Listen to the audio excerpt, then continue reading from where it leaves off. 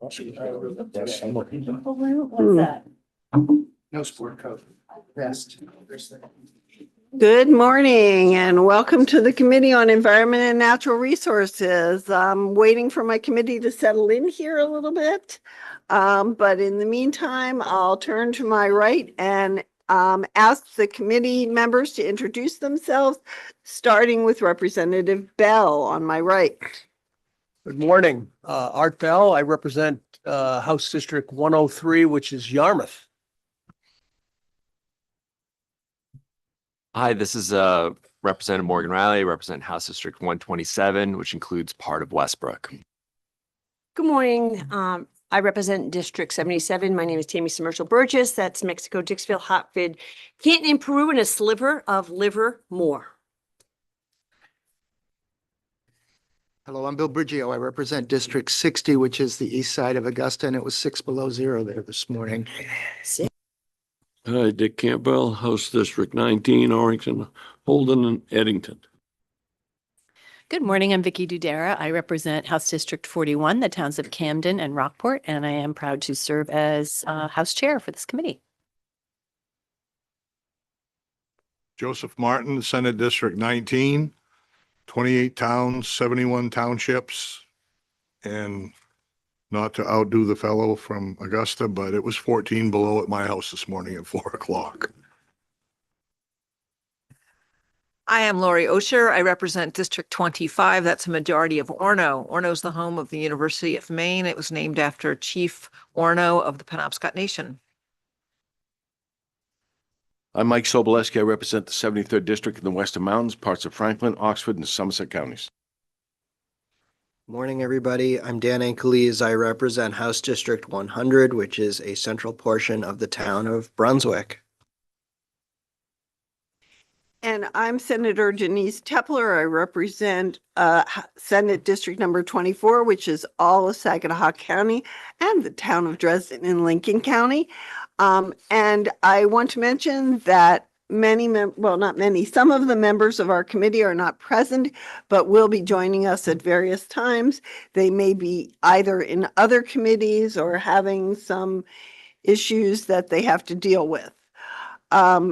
And I also would like to introduce our clerk, Ashley Malsbury, who sits to my left behind us, and our analyst, Dan Tartikoff, who is sitting at the desk in the center of the room, who will be leading some of our conversations today.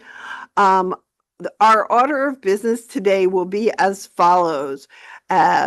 Beginning now, we'll be having a discussion of both the DEP and BEP Government Evaluation Act reports. And then when that is finished, we will first take up LD 1870. We'll then move to LD 2063. And finally, in work session, we'll take up 2037. We're hoping to have some members of the administration who cannot be present right now be here by that time. And after a break, we will have a public hearing on LD 2115, an act to protect private wells from hazardous substances. So that is our order of business today.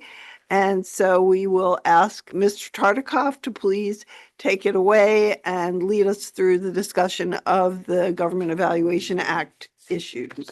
Sure. I believe you have folders on your desk for both the Government Evaluation Act process for the Board of Environmental Protection and for the department. Last week, you received presentations of the reports, overviews of the reports from both entities. I did also hand out a TAN packet that included the OPLA one-pager on the Government Evaluation Act, some of the documentation from earlier in this legislature initiating the process, some examples of letters sent at the end of the process by prior ENR committees, and a copy of the State Government Evaluation Act statute. As I described last week, we are in the review stage of the Government Evaluation Act process. So each entity has submitted a program evaluation report, which you have a copy of. You received a hard copy today of the board's report, as well as an appendix to the DEP report that couldn't be provided last week. The statute provides that in conducting the analysis of the agency's own program evaluation and the analysis under the Government Evaluation Act, committees should be considering 4 different categories of analysis. 1, the extent to which the agency operates in accordance with its statutory authority. 2, the agency's degree of success in meeting its goals and objectives for each program. 3, the agency's degree of success in meeting its statutory and administrative mandates. And 4, the extent to which the agency has increased or reduced filing and paperwork burdens on the public. There's nothing preventing the committee from discussing other aspects, but those are the sort of broad categories that the statute suggests the committee may focus its analysis on. As I described last time, the committee's the memorialization of the committee's work on the Government Evaluation Act process is reflected in a letter from the committee on committee letterhead to the President of the Senate and Speaker of the House of Representatives. That letter will appear on the calendars for both chambers and be accepted. The letter oftentimes just takes the form of a very short statement noting that the committee conducted a GEA review of a particular entity, and that as a result of that review and evaluation, the committee finds that the entity is operating within its statutory authority. That's sort of the standard form that you'll see appear on many GEA letters because many other committees are engaged in the same process right now. The committee can also choose to include a narrative in the letter to provide additional information on topics that came up during the review, or to note additional efforts that the committee believes the entity should make. The committee can also, pursuant to the statute, request additional information from the entity that's being reviewed if that is necessary to its evaluation. The Government Evaluation Act also authorizes the reviewing committee to initiate legislation resulting from the review. That legislation would be described in the letter that goes to the chambers, and then separate from that process, 1 or more committee bills would be written and then printed and presumably referred back to the committee for a hearing and work session like any other bill. So I know we have folks here from both the board and the department today who can answer questions that you might have about either entity's program evaluation report or their operations. It was also noted during the board's presentation last week that there was an area regarding license decision appeals, DEP license decision appeals. The statutory language on that, the board had identified an issue and suggested the committee consider changes to that statute to address that issue. You have a draft that I believe was distributed to you today from the executive analyst of the board that includes what that language would look like. So if the committee were to consider reporting this out as a committee bill, this language would be printed into a bill and then referred to the committee for hearing and work session, at which time it could be further evaluated. So I will stop talking there, and I can answer any questions anyone has about the process or any other questions about this topic. Questions or comments from the committee? Seeing none, I would love to have a comment regarding the letter that we might send and or a motion regarding the potential for a committee bill, the language for which at this point is in front of you on a white sheet of paper.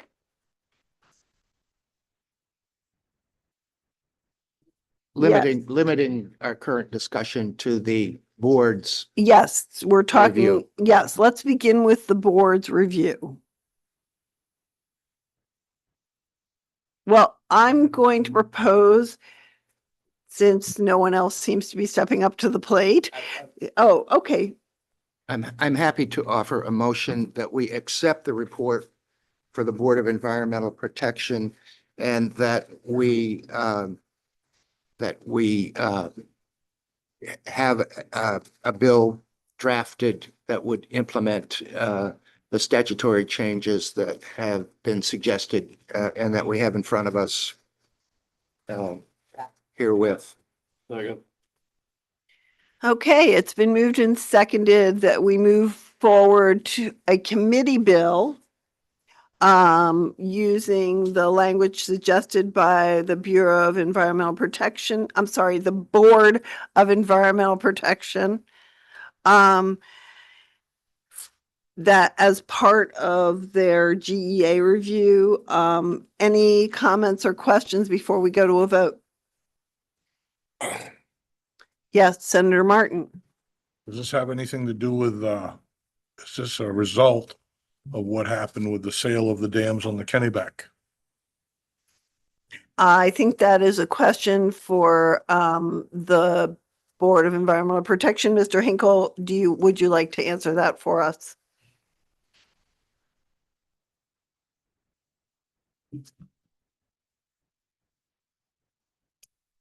Good morning, Senator Tepler, Representative Dudera, members of the committee. My name is Bill Hinkle. I'm the executive analyst for the Board of Environmental Protection. So the short answer to that question, Senator Martin, is no. This is not in response to a specific project and more specifically not in response to anything regarding the dams. Okay, thank you. Sure. Thank you very much, Mr. Hinkle. Any other questions for Mr. Hinkle? No, thank you for being here and thank you for coming up to answer. Okay, and regarding the GEA letter that this committee has to send in regard to our GEA review, can we also have a motion or a comment on that so that we can move forward with that, or should we take a vote?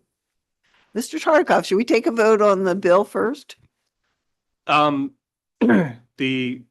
The letter that I believe is being proposed would have two parts. One saying that the board is found to be operating within its statutory authority, and the second being that the committee is proposing legislation resulting from the evaluation to allow for consideration of additional changes to the appeals process and the acceptance of supplemental evidence. And so I think it would be difficult to separate those because they would both go in the same letter. So I think reporting out the committee bill and having the letter reflect that action is probably tied together. So it may make sense to vote those as a single motion. It's a procedural motion, but if there were not unanimity among members, I would probably note that in the letter. Okay, so I'm asking you if you would consider it as a friendly amendment to your motion. Indeed. Okay, and yes, and Rep. Campbell accepts it as a second. All right, so the motion on the floor is to send a letter saying that the BEP is operating within its statutory authority, but at the request of that board, we are reporting out a committee bill to change some of the language in the rules regarding appeals of license decisions. Okay, and so with that motion and second, we need to take a vote. I think it's, oh, show of hands. Another question. Oh, okay, yes. Senator Martin has another question. Probably you're gonna have to come back up. Sorry, Mr. Hinckley. I don't understand which projects this would be on then if it doesn't have anything to do with water or dams. And it talks here about the deconstruction and site restoration. And they're talking about taking the dams out, and they did it here in Augusta. I'd like to know what this covers. It's kind of general, but it doesn't cover that. So what does it cover? Sure. So, thank you for the question, and I'm happy to provide the clarification. So this section of the statute applies to all licensing decisions made by the commissioner. And when those decisions are appealed to the Board of Environmental Protection, this statutory section is part of the governing set of rules and laws that that govern how that appeal proceeding moves forward. So if there was an appeal of a hydropower water quality certification decision that was made by the commissioner and a person appealed that to the board, this law would apply to that appeal proceeding. But this does not apply to any specific project that has already come before the department. This would be moving forward for new appeals of licensing decisions. One second, Joe. I would like to point out that this is an existing section of law and that only the underlined sections of this presented bill are new. So it is only the underlined sections that would be changed. But also I want to add that this is becoming a committee bill, which means it will come back to us after referral to us for public hearing and work session. So we don't need to have all our questions about it answered now. Okay, well, I'm really interested to know what it does cover. Does it cover housing? Does it cover roads? Not just dams, but Right, does it cover everything in general? It would be, this would cover any appeal made to the Board of Environmental Protection of a licensing decision made by the commissioner. So that might be a NERPA application, that might be an air emissions license, it might be a water quality certification for hydropower project. It could be any number of different types of license decisions that are made by the commissioner. Thank you. Sure, you're welcome. All right, and Senator Martin, I do want to add that this will come back to us and we will be able to ask more questions in the not too distant future. Thank you. Okay, so I guess we're going to go with a show of hands on this. All those in favor of the letter, including the suggestion of the committee bill, please raise your hands. Okay, that's unanimous of those present and voting. And now we'll go on to the DEP review.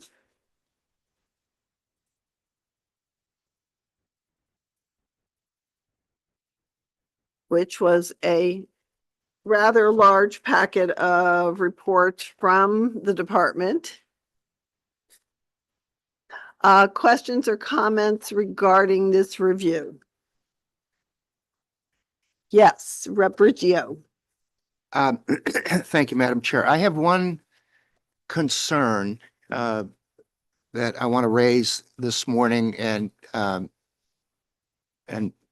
it has to do with the level of staffing that the department currently has when it comes to dealing with permit applications.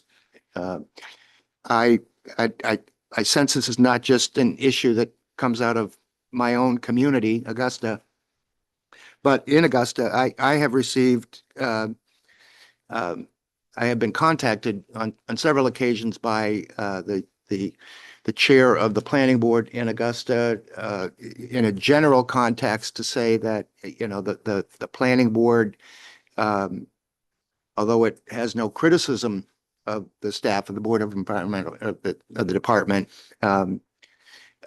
feels that the time lag in the permitting process oftentimes is very long, and that if someone could wave a magic wand, providing the department with additional staff in the permitting area would certainly be to the benefit of the development community in the state of Maine, and frankly, anyone who needs a permit to proceed with a project of significance. So I would like and I don't think there'd be an argument from the commissioner or the department staff that they would certainly appreciate more resources in this area. So I would like our report back to indicate that the committee supports additional resources, personnel resources specifically for the purpose of facilitating the permitting process to address long timeframes in getting permits approved or denied, as far as that goes. Thank you, Rep. Gio. And I believe that the commissioner reported to us that she often has a 10% rate of unfilled positions, and that they are attempting to hire more people, but they do have a problem with that. And so I'm wondering if your comment involves salary levels, appropriate salary levels, and whether or not the administration would see forward to better salary levels for the open positions at the DEP. Well, yeah, I think that's certainly going to be a part of the challenge. And I guess it's economics 101 that at a certain compensation level, you will solve your vacancy problems. And I know that's complicated and it potentially goes beyond the authority of the commissioner and the department. But we can get into a circumstance in state government where we're penny wise and pound foolish. And if for lack of investment in appropriate trained staff, we're missing out on major development around the state that's going to bring orders of magnitude more economic benefit to the state. I would humbly suggest that ought to be addressed, whether it's in the governor's office or the collective bargaining process in the human resources side of things, or in the department's priorities. But clearly, I think you can go all around the state and find all kinds of evidence that we could do better in that regard. Thank you, Rep. Gio. Any other questions or comments from the committee about the GEA report from the Department of Environmental Protection? Yes, Representative Campbell. Thank you, Senator. Just to sort of expand my community's experiences based on the topic that the good representative from Augusta is addressing.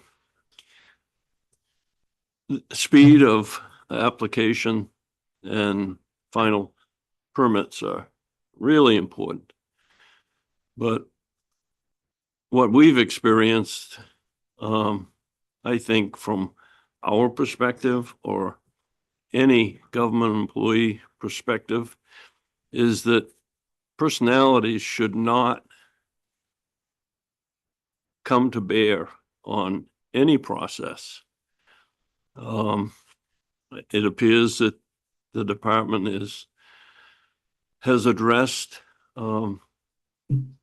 this issue concerning my community, and I'm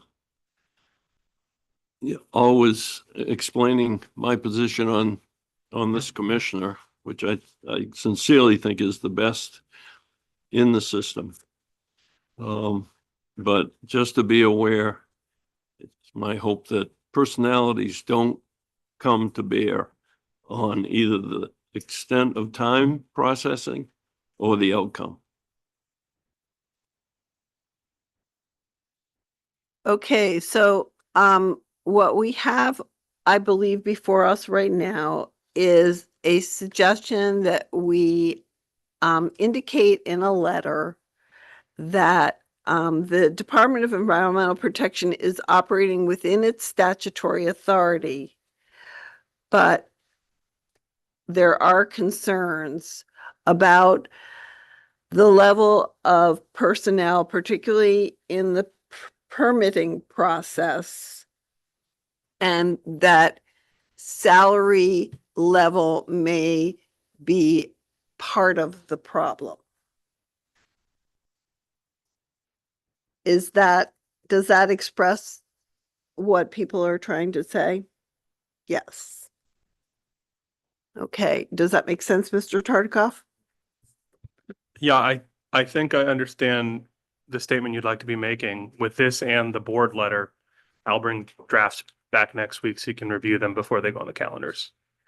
Okay, so I think I need a motion to accept this letter.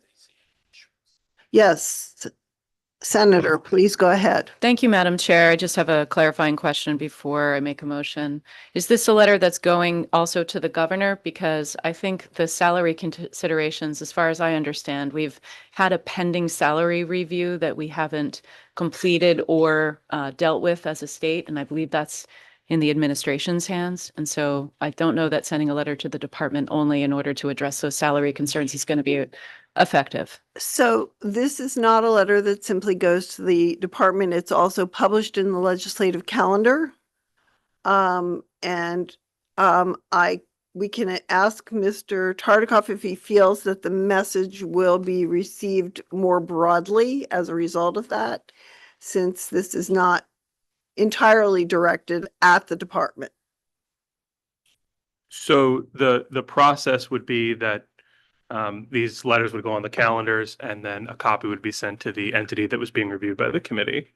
The department could presumably share it with the governor's office, but if you wanted me to send a copy directly to the governor's office, I could certainly do that. Or I wasn't sure if you're proposing a separate letter directing this information to the governor.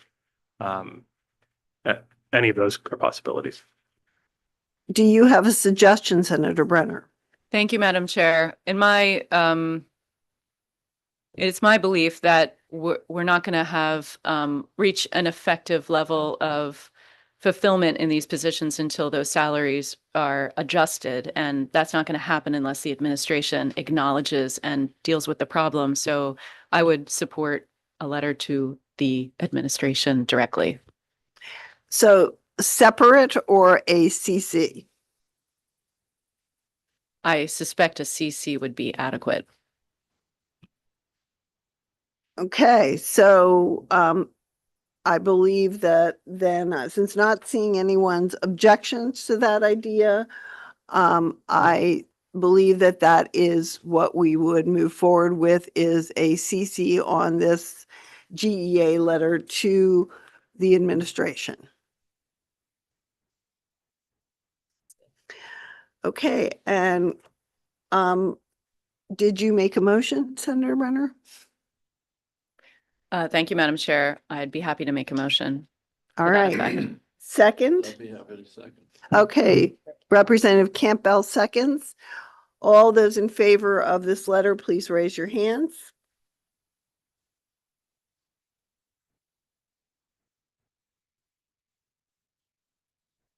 Okay, we have all those in opposition.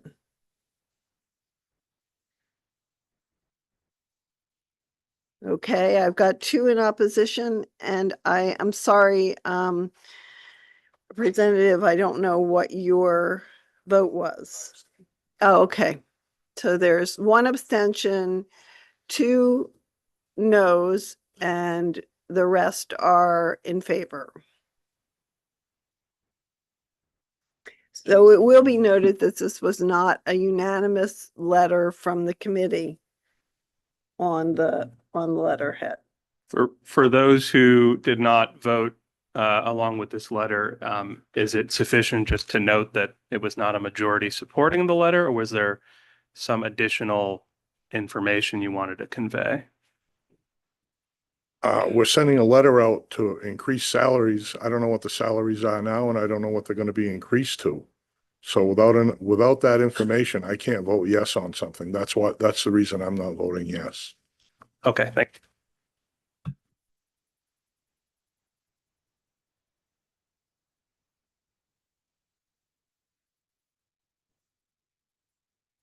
you. And Mike, do you want to add something? Okay. All right. And same from Representative Schmerzel Burgess. Thank you.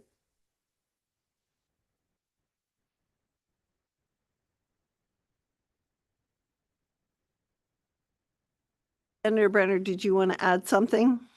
I'm going to hold my comment for now, but thank you. Thank you. All right, with that, we have completed our work on the GEA reviews. And we'll move into work session.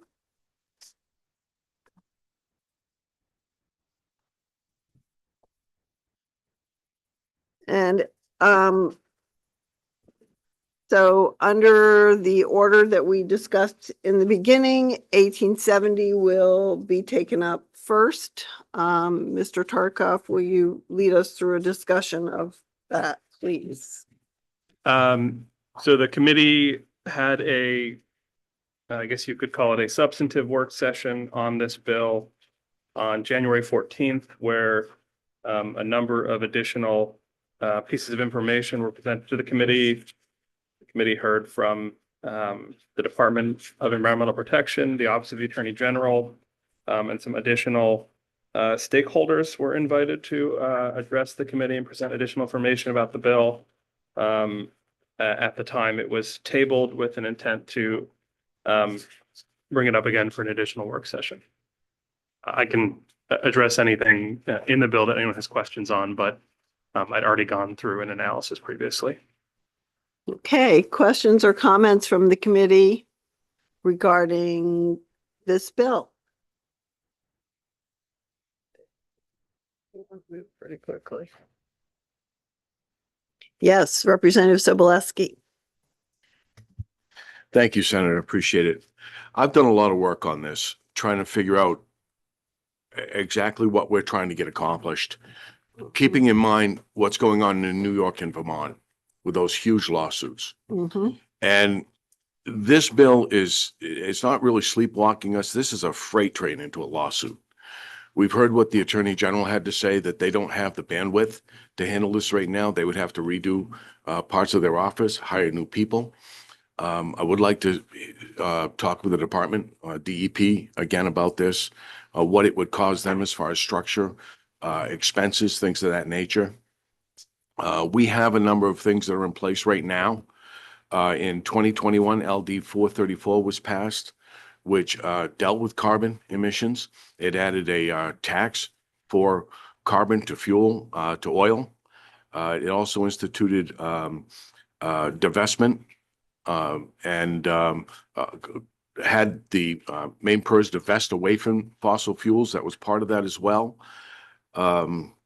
It added incentives right now that we add incentives for heat pumps, for EVs, things of that nature that we've come along and added into it. So I don't know what we're trying to accomplish here. The good senator mentioned Phillips having an issue as a reference, but issues like that one in Phillips with our river, that has been happening for a century. Over and over again, that has happened. Major events in 1896, 1936, 1953, 1978, 1987. They used to just run a bulldozer down through there before it became an environmental issue. We all remember the storm of 78. That was brutal. I was stoned in at the university for a long time. So this isn't something new for us. I think that our climate changes. And constantly, it has, as I said, for centuries. And this is just I think it's a really, really a gamble for us to try and take something of this magnitude on. And I would like to speak with the department, please. Thank you. I believe that's not a problem since Commissioner Loizem is sitting in the back row. Commissioner, would you join us at the podium? Thank you, Commissioner, for being here. Good morning, Senator Tepler, Representative Federa, members of the committee. I'm Melanie Loisum, Commissioner of the Maine Department of Environmental Protection. Yes, and you have a question, Representative Sobolewski, please go ahead. Thank you, Senator. I appreciate it. Commissioner, what would implementing this bill do to the DEP? What is it with your bandwidth, with your employees, with expenses? Where would it take us? It would require substantial additional resources. There are a variety of steps that would need to be implemented, would require some additional all other funding for contractual support, as well as additional full-time equivalent positions. What kind of funding? I mean, we talking millions or? I have done a back of the envelope. And so I would estimate somewhere in the range of about $4 million for total implementation. And that would include, I'm also, apologies to the Attorney General's office, but just ballparking additional attorney support for us, because this would require a variety of rulemaking activities. And we do rely pretty heavily on the Assistant Attorney Generals to work with us on rulemaking development and implementation as well. Do you have an estimate on staffing requirements? Yes, I do. There are two different ways of looking at implementation of this bill. There are steps that could be done either successively or concurrently. And so the number of FTEs needed in any given fiscal year would depend on whether or not we are running those steps concurrently or successively. Okay. I think that's all I have for the department. Thank you. Thank you, Commissioner. Thank you, Representative Sobolewski and Senator Brenner. Thank you, Madam Chair. Thank you, Commissioner Loisum. Thank you for joining us this morning. It's nice to see you. You too. What are the costs of not implementing this in terms of storm recovery? How much have we spent to date to recover our state using taxpayer dollars from storms? I believe we are somewhere in the order of about $100 million of investment across a variety of pieces of legislation, including the most recent LD1. And we certainly are anticipating that as a result of severe weather events, that the state will continue to incur damages to our infrastructure, including things like our wastewater facilities, many of our, coastal development areas, tidal rivers, that we can anticipate storm events for sure that will cause damage and that are likely exacerbated by climate change. And when, Madam Chair, may I? Yes, of course. Thank you. And if you're thinking $100 million, over what time period are you, is this a couple years? Is this over the last 3 years? What's that time marker for you? I would say it's been in the last 3, within a relatively short period of time. So it It's been seems like within the last 5 years. seems like costs could add up over time. Absolutely. Madam Chair, may I? Yes, you may. What is the sense that you have as you read the bill in terms of the way you could build these costs into the assessment of the department's expenditure in order to run a program like this? For example, we would anticipate that creating the super fund would bring in operational dollars as well, an OSR account that could fund the department's work in these activities. Is that the way you've read it as well? Yes. So there would be a significant amount of effort that would be required to reach the point where the funds were available to then cover our costs. And then once cost recovery was successful and funds were received, then ongoing administration of what would presumably be a grant program to implement the resilience strategy would be funded through the monies that have been collected as part of the cost recovery. Seems like it's hard to ask taxpayers to cover that $100 million every 4 to 5 years, don't you think?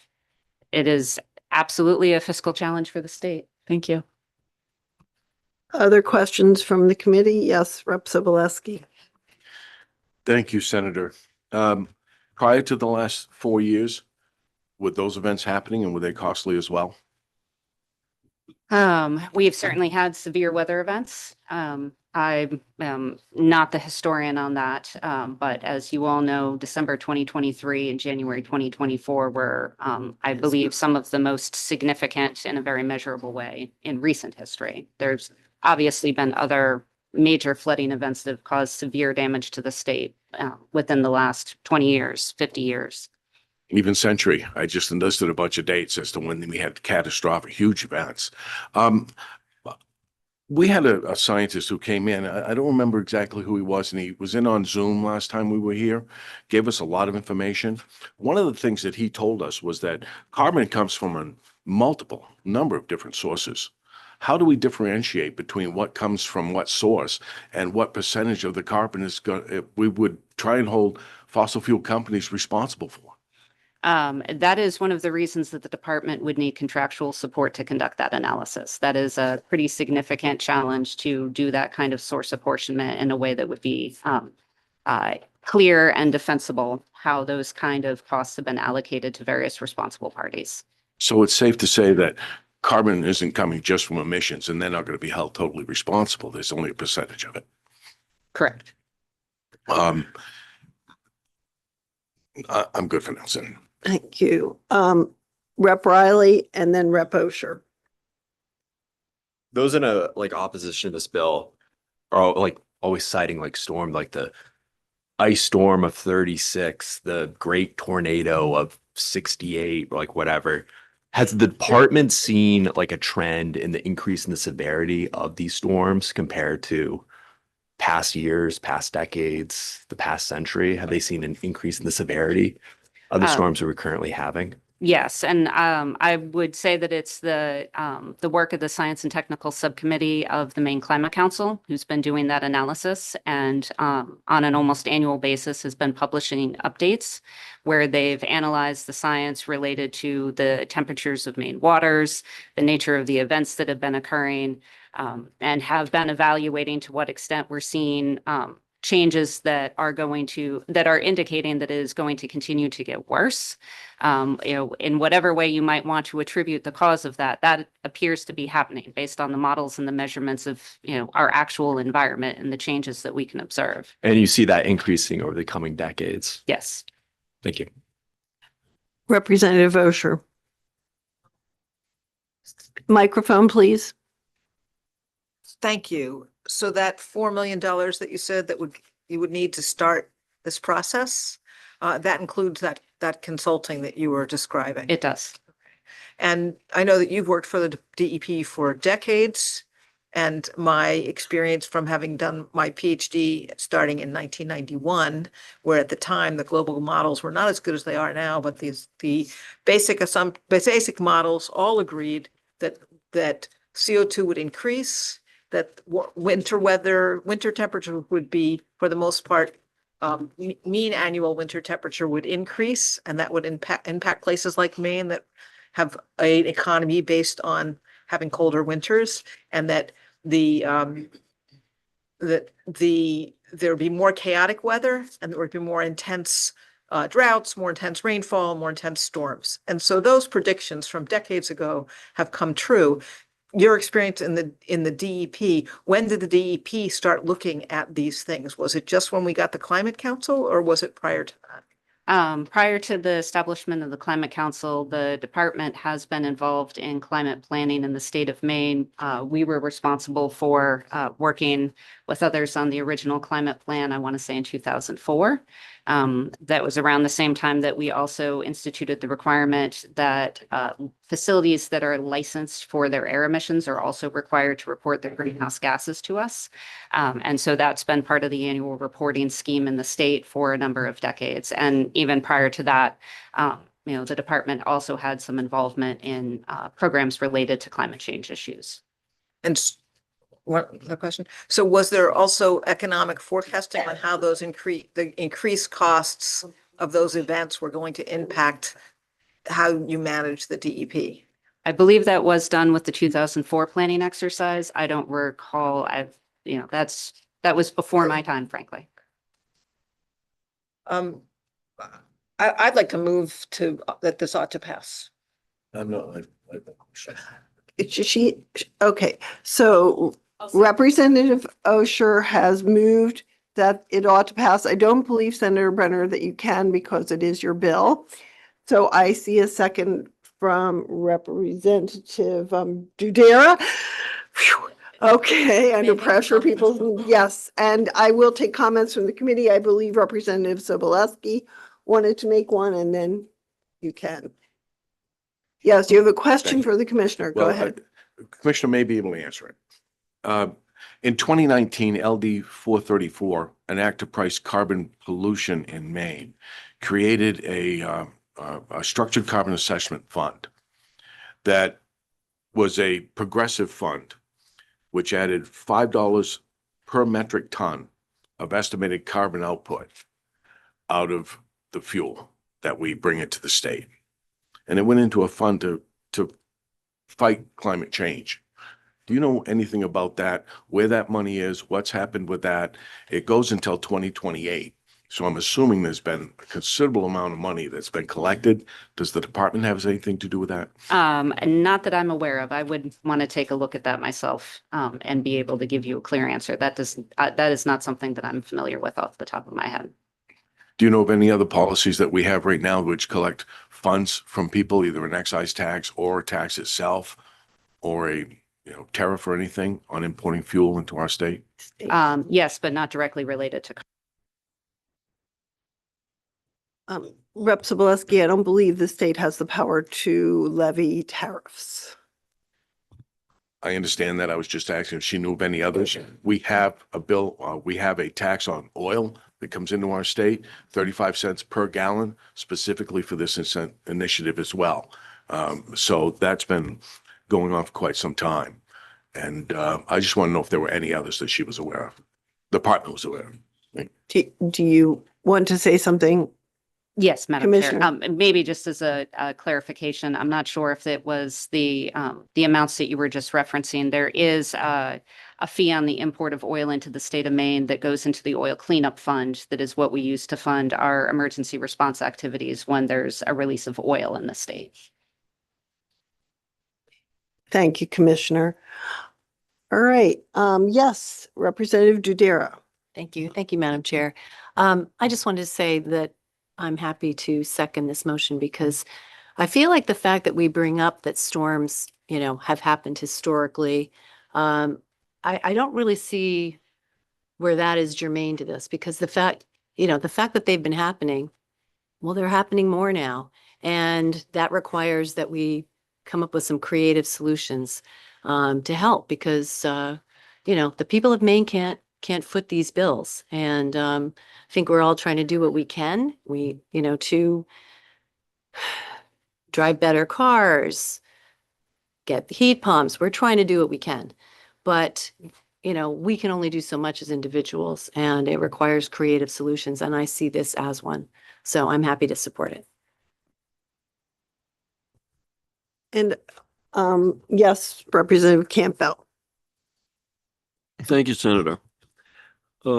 Some stories go that we're in Maine about carbon neutral.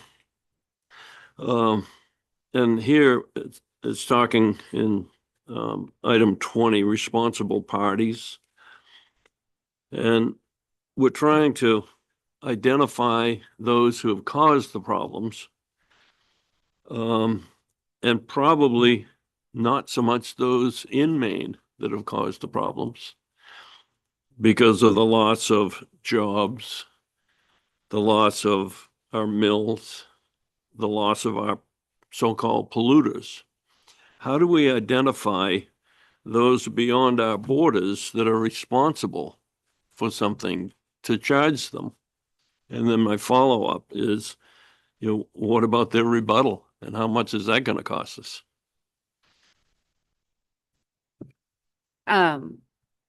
In terms of identification, we would likely follow the same strategies that are being implemented in Vermont. There are a variety of sources of publicly available information regarding major oil distributors and refiners that would meet this threshold that's established in the responsible party definition of being responsible for over 1 million metric tons. So there are some data sources that we would rely on, and then there would be a subsequent process that is provided for in the bill for notifying those entities, receiving their response to that notification, and then likely engaging in some back and forth and potentially litigation to resolve whether or not they would be legally responsible under this bill. Thank you. Rep. Sobolewski. Thank you, Senator. I've mentioned in this committee a number of times that we have 22 million acres of land and 17 million acres of forest, the most heavily forested, state in the nation. And those trees need carbon. We have to have it in our atmosphere in order to be able to get the oxygen we need from our trees, so on and so forth. Is there any report that you know of that can tell us what percentage of carbon, knowing that there's different levels, different areas that carbon come from, Mhm. what actual percentage of carbon is dangerous to us? It's being used by the trees. It's not coming from emissions. What is there? I keep hearing reports, but I just can't wrap my head around it. Sure.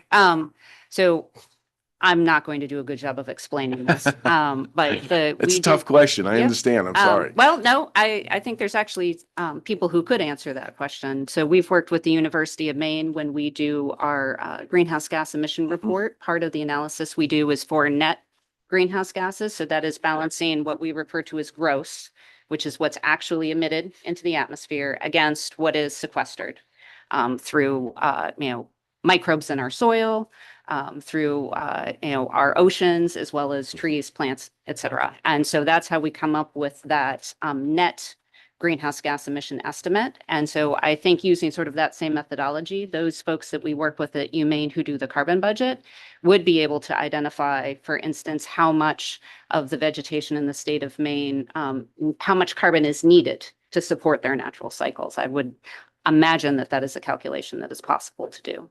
Would they also be able to calculate the amount that comes from all sources? So we are generally doing that as part of the greenhouse gas emission report. That's one of the things that we focused on is with the concept of gross emissions. That's the idea, is that we acknowledge all of the sources of carbon that is released within the geographic boundaries of the state of Maine. Thank you, Commissioner.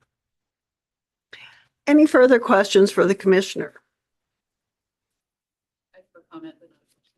That's okay. And I have a comment as well, but I think we'll let the commissioner go back to her seat where she's plugged in.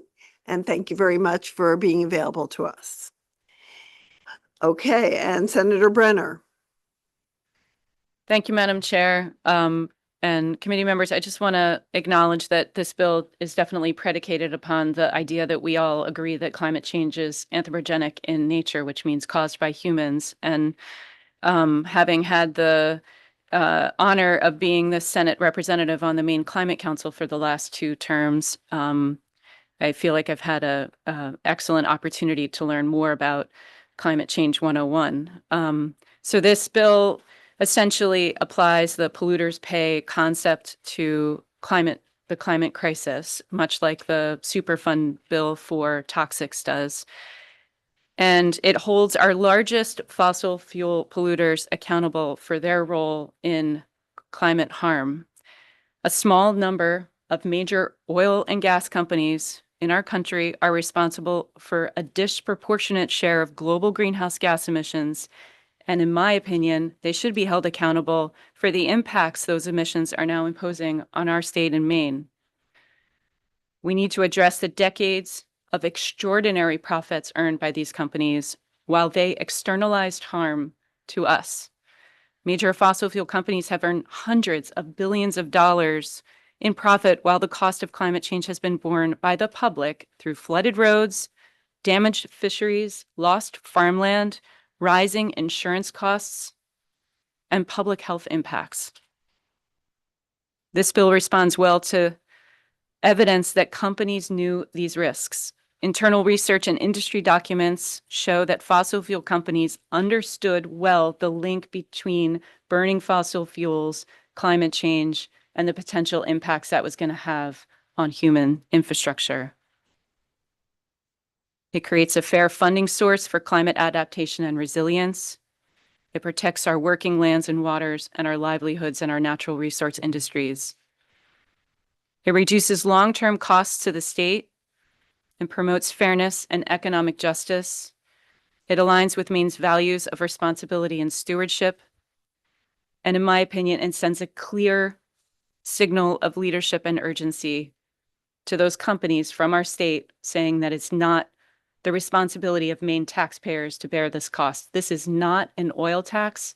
This is a fund paid into by fossil fuel companies to hold them accountable for the harms that they're doing to our world. Thank you, Senator Brenner. And I would like to add that for me, the idea that we're talking just about Maine is not appropriate, because climate is a global issue. We can't build walls around our state and say it's about the emissions happening here or the carbon sink we have in our northern forested regions, because we sit in a place where the jet stream flows right over us. And so it cannot be just about what happens within the borders of our state.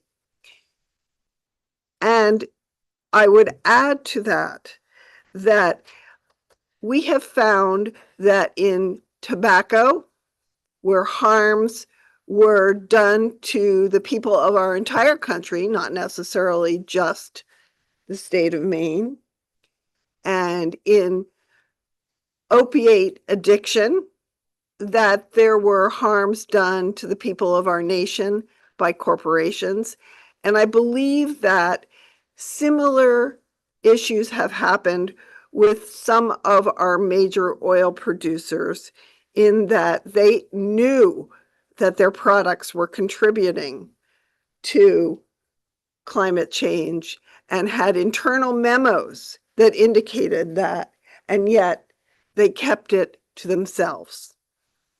So that similarity is there. And I believe that that is the basis for our concern that citizens should not bear the entire cost of this. Are there any further comments or questions from the committee?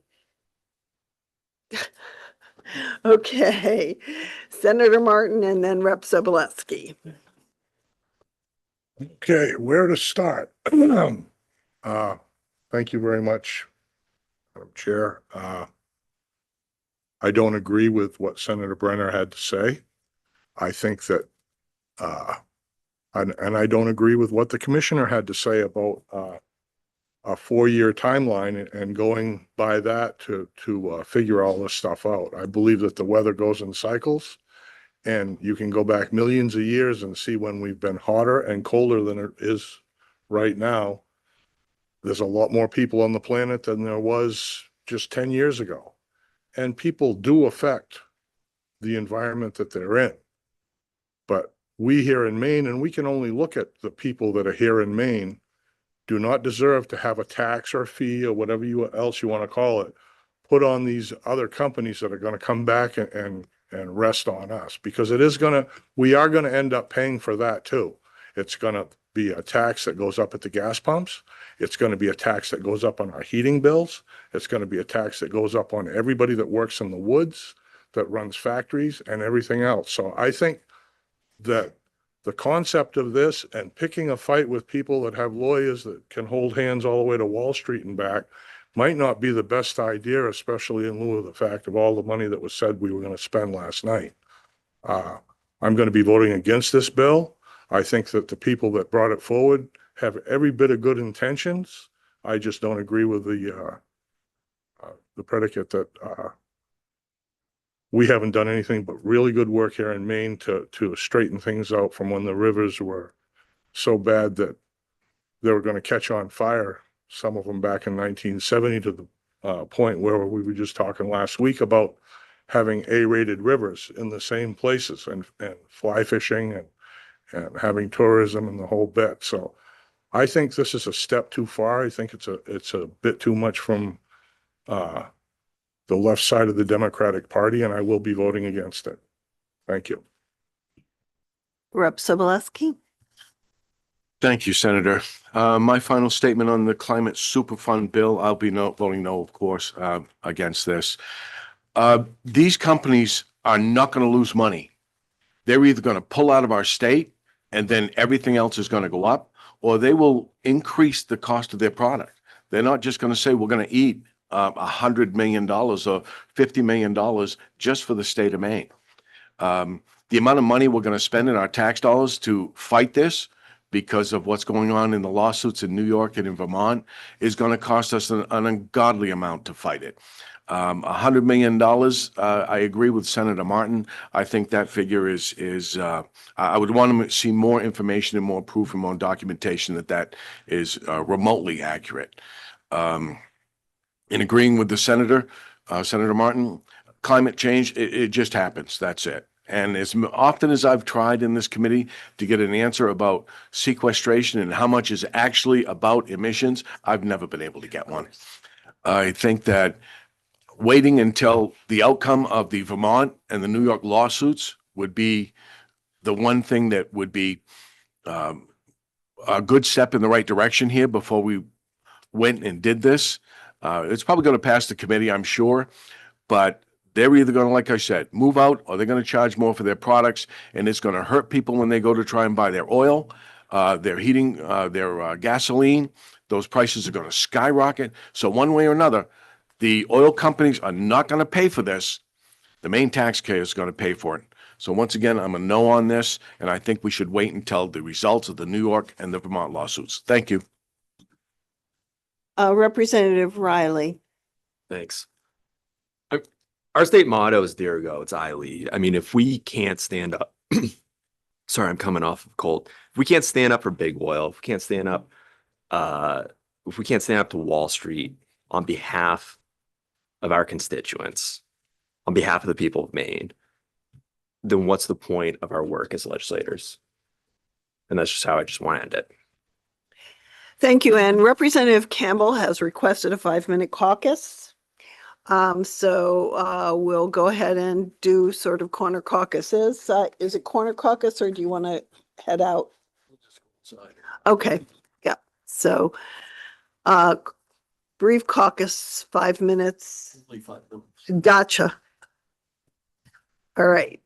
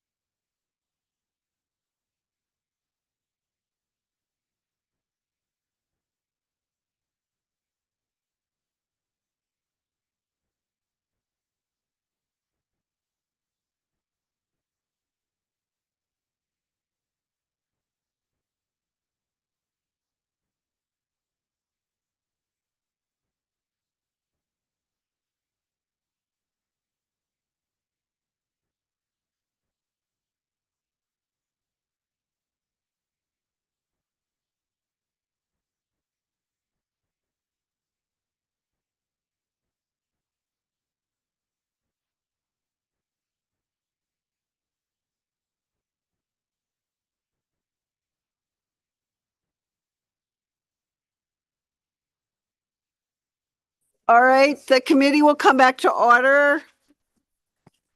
The caucus was in fact brief. Thank you, Rep. Campbell.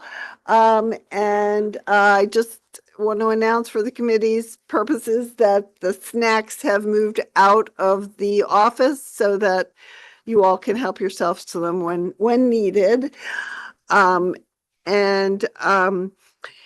that, we have a motion on the table, and I am looking for hopefully final comment.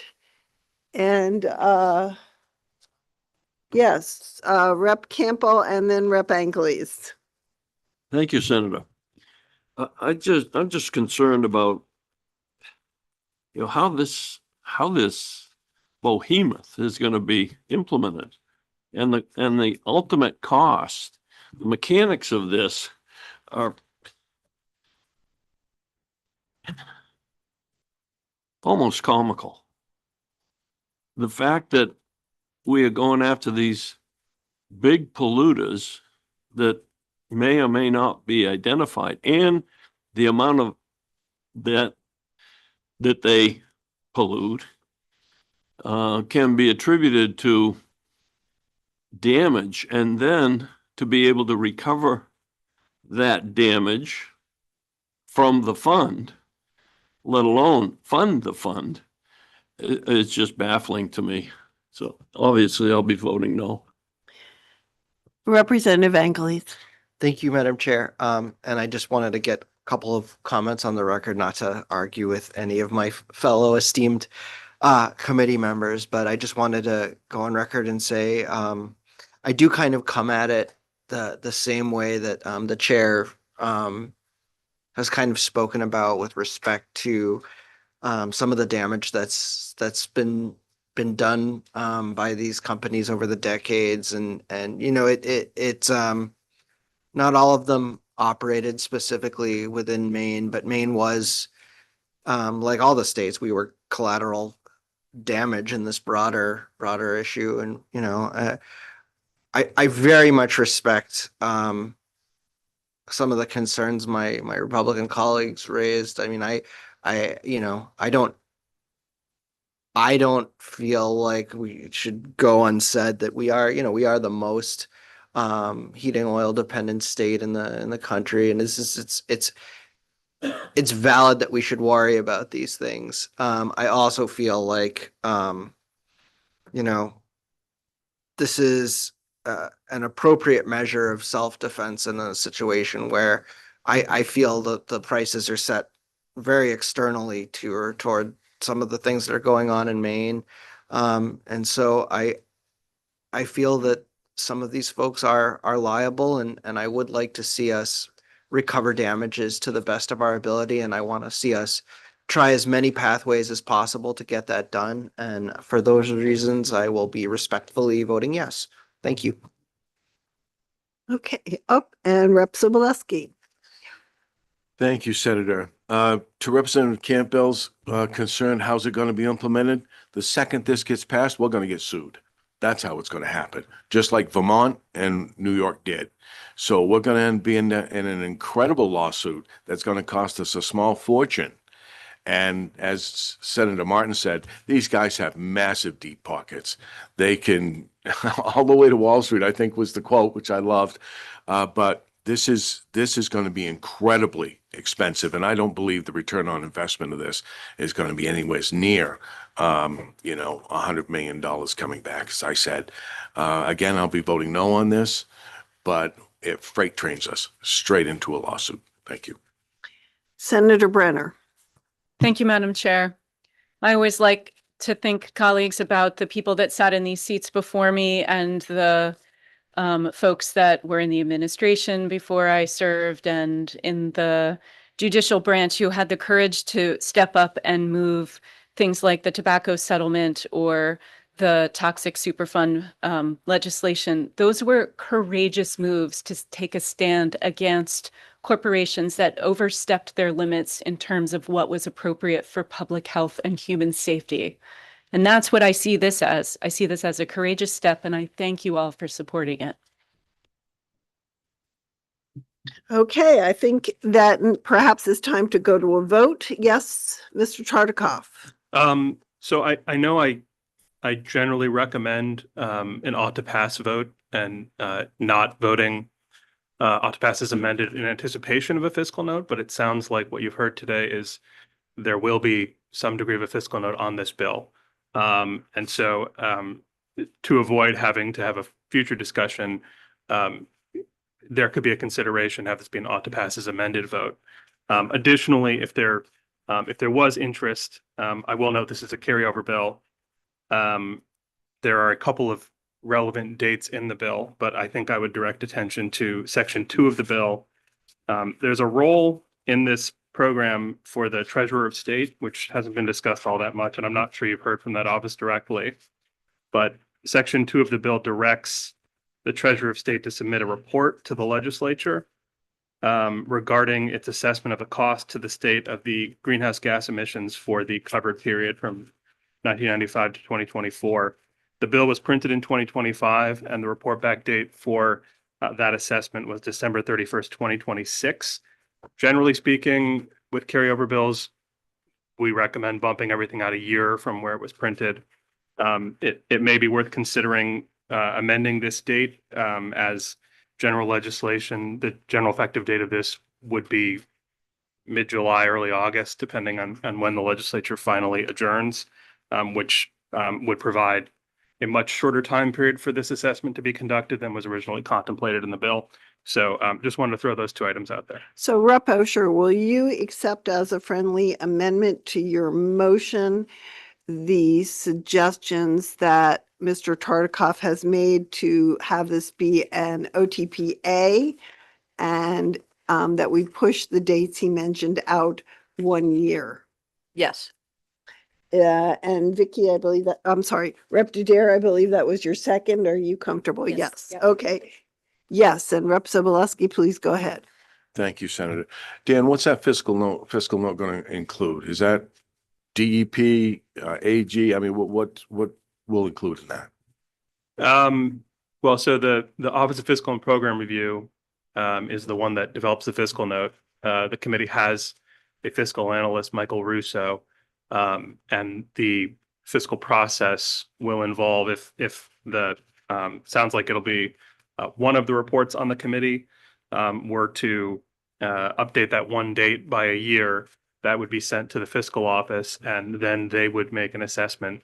Michael Russo would make an assessment of where the anticipated cost would come in, and then have conversations with my best guess would be DEP, the Treasurer of State, and potentially the Office of the Attorney General to determine what the anticipated costs are. They would provide the OFPR with information regarding those costs. OFPR would then assess those costs and develop a fiscal note based on their assessment of those costs. From what you've heard, it sounds like there will certainly be costs to DEP that might be reflected in that fiscal note. I did have an off mic conversation with a representative from the Treasurer of State's office. I don't think they presented testimony directly on this bill, but it was suggested to me by that representative that they don't believe they have the expertise to do this assessment and would need a contract out for that.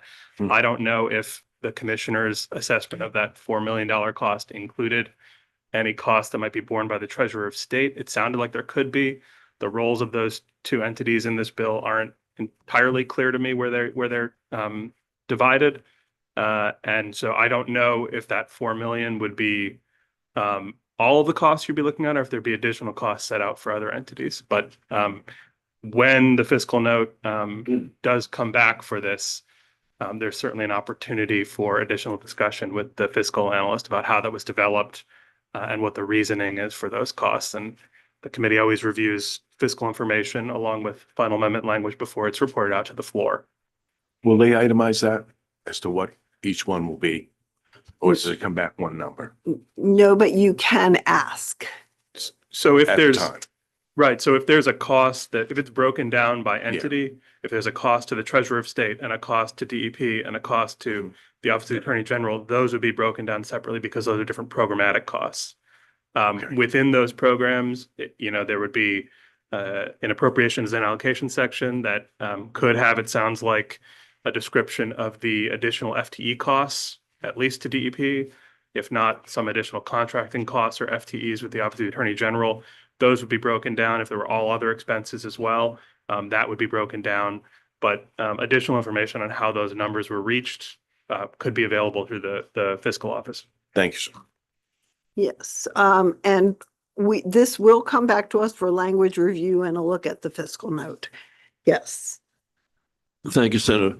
Just so we don't include more steps than necessary, I would like to see that the committee recommend that all assessments come back to us and not just a few, whether it be DEP, the impact on DEP or the AG or anyone, but rather than assuming, I would like to see the committee expect. I think we can ask our fiscal analyst to break that down for us, but usually a fiscal note comes back as a fiscal note. To be clear, I'm making assumptions. The assumptions were mine because I'm not the fiscal analyst and I don't like playing with numbers. So what you will receive is like any other fiscal note. It'll be the Office of Fiscal and Programs Review assessment of the anticipated costs to the state of this proposal. And so it may include costs, sounds like it will include costs for DEP, may include costs for the Treasurer of State, may include costs for the Office of the Attorney General. I'm just speculating on where those might break down based on the information that's provided to you. So that will come back. And if there's a need to have the fiscal analyst walk you through how those numbers were reached, how the fiscal note was developed, we can certainly set that up. Yes. Mr. Tartikoff, I think we should assume that there are members of the committee who would like that broken down for them. So if we could ask Mr. Russo to be present for the discussion of the fiscal note, that would be helpful. Sure. Sure. Okay, I think we are ready for a vote.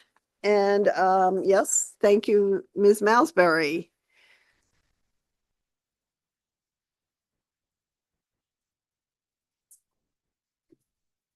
All right. Representative Bell, how do you vote? Yes. Representative Bell votes yay. Representative Riley. Yes. Representative Riley, yay. Representative Schmersel Burgess. No. Representative Schmersel Burgess, no. Representative Briggio. Yes. Representative Briggio, yay. Representative Campbell. No. Representative Campbell, no. Representative Dodera. Yes. Representative Dodera, yay. Senator Tepler. Yes. Senator Tepler, yay. Senator Martin. No. Senator Martin, no. Representative Osher. Yes. Representative Osher, yay. Representative Sobolewski. No. Representative Sobolewski, no. Representative Ankleys. Sorry. Yes. Representative Ankleys, yay. And Senator Brenner. Yes. Senator Brenner, yay. I have 8 in favor for the motion about to pass as amended. Is there a minority report other than ought not to pass? Ought not to pass. To pass. Okay, thank you very much, Ms. Malsbury. And yes, Rep. Sobolewski. Thank you, Senator. Earlier, I referenced LD 434 from 2019. I missed the fact that that was an ought not to pass for the carbon tax. So my apologies to the committee. Oops. Okay, thank you. Thank you for letting us know. I wanted to ask the committee before we move on to the next bill, does anyone know whether Representative Woodsum is ill or? Actually, the His vehicle broke down. Okay, thank you for letting me know that. I was concerned. Okay. No, they didn't tell. All right, so we're moving on.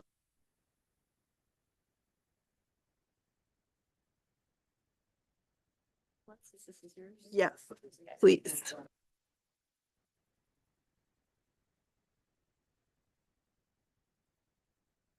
Do that. Okay, we're going to take just a couple of minute break, just for a drink of water, that kind of thing. We'll be back in just a couple of minutes.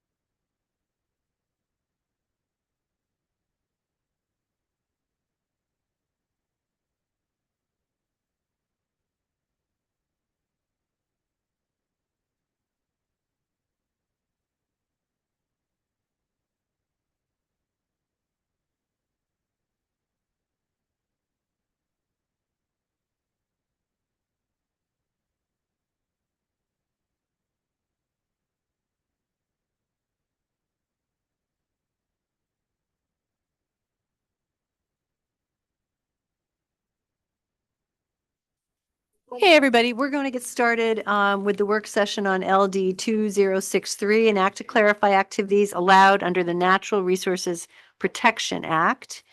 And Dan, do you have some information you want to talk to us about? I do have an analysis. Thank you. There's quite a bit of information in there as background that I included because one recent interim, I decided to put together some background information on a number of laws that come up frequently in the Environment and Natural Resources Committee. And I had that information, so I put it in here, but I'm not going to go through it. So that saves it like a page. LD 2063 is an act to clarify activities allowed under the Natural Resources Protection Act. It's a department bill. It amends several provisions in NERPA, and they're summarized here. First, it adds the hand planting of native vegetation, the hand planting of native dune vegetation, and certain corrective actions to the list of activities for which a permit is not required under NERPA. It clarifies the provisions regarding the circumstances under which a permit is not required when an emergency activity is conducted to alleviate a threat caused by a flood event. And it adds great ponds and habitat for state endangered and state threatened species. That is significant wildlife habitat to the list of areas under the department's compensation program, and provides the department with third-party enforcement rights to enforce deed restrictions or conservation easements executed to meet a requirement under its compensation program. I noted here on the second page that there was testimony received from a representative of the law firm Archipelago at the hearing expressing concern regarding the proposed authorization for the inclusion of great ponds in the compensation fee program under NERPA.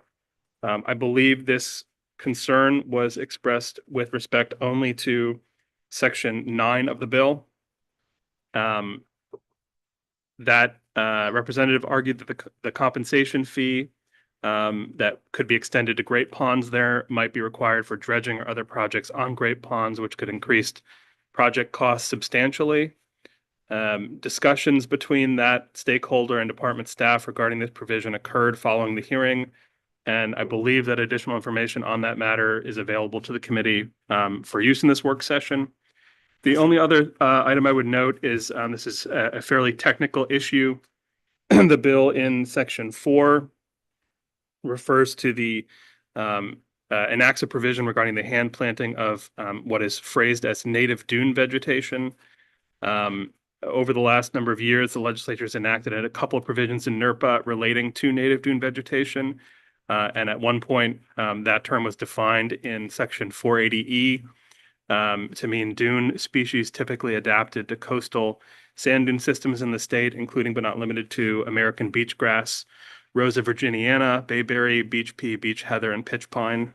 Those of you on the committee then remember we had a really fun discussion about whether to use the term Rosa virginiana or Virginia rose, and settled on this.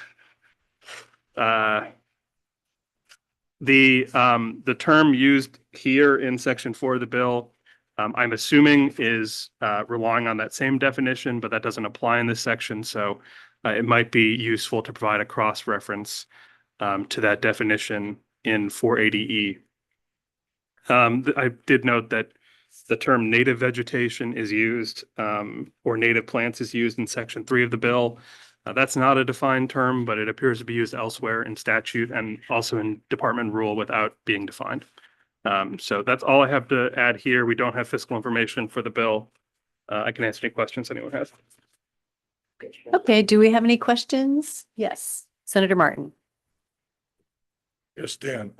Does that mean that Section 9 on the Great Ponds Act is struck? That's my understanding it was. It's not in there anymore? I think that's what this individual was hoping that the committee would do, and I think I don't want to speak for DEP. I think they might have a position on that they can share today. It was my understanding after talking to them that they might just do that, but maybe somebody. I don't know if it's been communicated publicly. I believe it was communicated to the committee by Mr. Wood that he was willing to accept the striking of that one section on the Great Ponds. And so I think, whenever we're ready for a thank you motion, then perhaps it should include that piece. And yes, Rep. Brigio. Oh, I'm sorry. I'm not running the meeting. Whoops. Go ahead, Rep. Brigio. Thank you, both of you chairs. I guess before we take action on this, I would like to have Mr. Wood come to speak to that Great Ponds concern. I think that's a good idea. Before we do that, did you have a question for our analyst? No, I also want to question Rob. Okay. Me too. Okay. Number 2. Okay, here he is. Do you want to enlighten us on that, section 9? Sure. Thanks, Representative Dudera and members of the committee. So as Senator Tepler alluded to, I did email the chairs and Mr. Tartikoff just to express that the department is fine striking section 9 of the bill with respect to allowing for Great Ponds to be included in the state's in lieu fee compensation program. So that is, if that will remove any opposition to the bill, we're comfortable with that change. It wasn't a high priority for us. I think it would give the department the ability to accept an in lieu fee through the MNRCP program for an alteration to a Great Pond. And given that we're presenting a number of proposed revisions to NERPA, we thought it would make sense to go ahead and propose that now as opposed to coming back at some future date when it might become necessary. But I don't think it's necessary now. There aren't very many instances when the department would require compensation for alterations to a Great Pond because there simply aren't that many alterations occurring to Great Ponds that would degrade functions and values. And we do already have the authority to require compensation. This provision would just allow for a fee to be paid through this program. But again, it's really not essential. And if this is a concern for certain stakeholders, we're happy to see it struck so that the committee could hopefully move forward with a unanimous report on this bill. Yes, Rep. Ankleys. So, I mean, to be honest, I'm getting the sense that it's not like you're actually advocating for this change, that this is something you're willing to do to just get the rest of the bill through. I'm not actually super excited about that at all. My preference is to stay the course. And so really, if you're looking for unanimity, and this is struck, you're not getting unanimity from me. And I'm just going to tell you that right now. My report, regardless of what happens here, will be straight ought to pass. Do we have more comments? Rep. Brigio.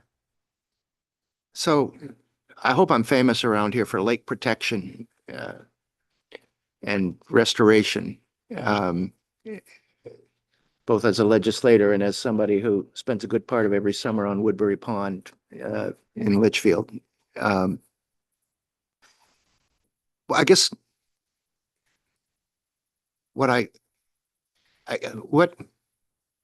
can you give some practical examples of what folks concerned about limiting their ability to do something to Great Ponds is consistent? I mean, I don't want to go backward on protecting our lakes, but on the other hand, I can see where there would be on occasion a good reason to do some dredging under proper permitting and guidance without requiring hundreds of thousands of dollars in compensation to do that, which is what I think I heard the individual during the public hearing saying.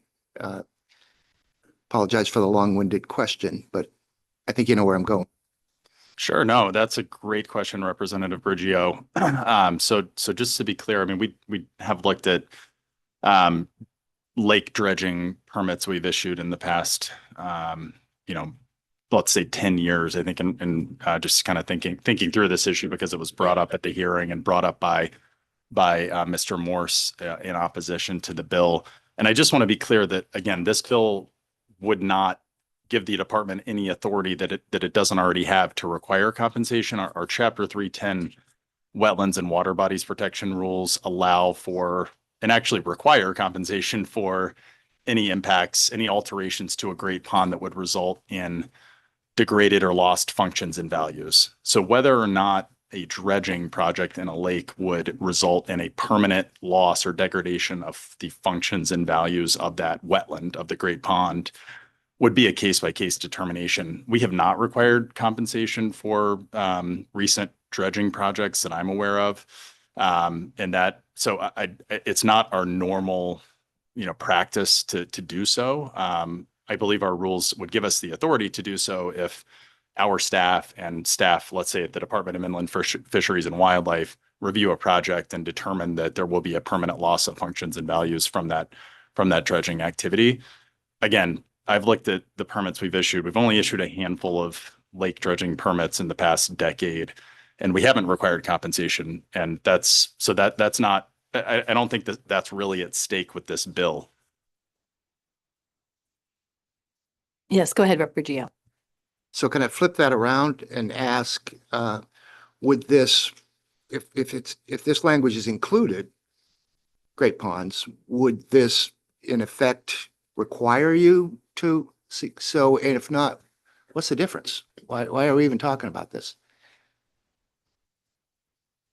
I would say that might be a question for Mr. Morse. I know he's here today, and so I mean, for us, that was not the intent here, to allow for the department to require compensation. We already have that authority in our Chapter 310 rules, and it's been there for decades, right? So since the enactment of NERPA, we've had the same language in our rules that allows for compensation for any alteration to a great pond that results in degraded or lost functions and values. There's one exemption, which is shoreline stabilization. So if there's going to be a shoreline stabilization project, that we cannot require compensation for that. But there's nothing that speaks to dredging specifically. We're just looking at those on a case-by-case basis. I would say, while I have the mic, I would welcome the committee's guidance on when it is a reasonable impact to dredge a lake, because, reflecting on the questions from Senator Martin and the testimony from Mr. Morse, and the broader conversation around, kind of processing of permit applications and the timelines for that. And I think one dynamic that may result in longer processing times are when we get permit applications for activities that we don't see very often, like dredging lakes. It really doesn't happen very often. And so sometimes it's takes a little bit of time for the department and for other state natural resource agencies to grapple with that and say, okay, maybe there are some impacts here, but whether or not they're reasonable is really a judgment call. And I think, we would welcome guidance from the committee as to whether or not, a certain class of activities is reasonable or unreasonable, and under what conditions that would be the case. Okay, thank you. Yes, Senator. Thank you, Madam Chair. So, Rob, under what circumstances do you permit dredging in great ponds, and why would you permit dredging if it leads to serious degradation of the great pond? Sure. So I think we've issued maybe 3 permits for lake dredging since 2019. That's how far back we looked, that I'm aware of. And really, they've been mostly pretty targeted projects to allow for somebody to get kind of farther up into an inlet where there might be very shallow water, and where sediment might be accumulating from a stream, an inlet stream coming into the lake, where there might not have been water access previously, but somebody buys the property and they want to be able to get their boat up to a seasonal dock. I think those are the instances where we've seen dredging be permitted. And for the most part, we're trying to limit to accumulated sediment, so not getting down to that kind of natural lake bed. So that's been kind of the way we've approached it to date. And what requirements do you have? I'm sorry, Madam Chair, I hope it's okay if I follow. what requirements do you have for what's done with the dredged product, with what comes up from Sure. with the sediments? What do you do with that? Yeah, so that's not as much of a concern because it's, it's going to be a class A, a class GPA water body. And so we're not going to have, a lot of concerns about toxic sediments. So it's disposed of in the upland. So that's not as much of a concern as, for example, in a marine environment where there might be, more possible, toxic sediments in certain areas that we might be a little bit more concerned about. So that's the disposal of sediments is not so much a concern. It's really about the alteration to the water body. But that doesn't, so the product of dredging does not go back into the lake. It goes Right. onto the land, Yes. the upland. Right. Okay, that's important to know, I think. And a final follow-up if I can. I'm wondering also if you consulted with any of the environmental organizations that are concerned about this when you put the initial piece in and your decision that it may not be so important. I don't know that we did initially. We did have some outreach after the hearing, and so I would leave it to other organizations to speak to their position on it. But again, we truly are comfortable striking the Great Ponds language. It's really not a major concern for us. Okay. Okay, thank you. Do we have other questions for Mr. Wood? Yes, go ahead. Oh, I'm sorry. I have a question, not for Mr. Wood. Okay, any other questions for Mr. Wood before we?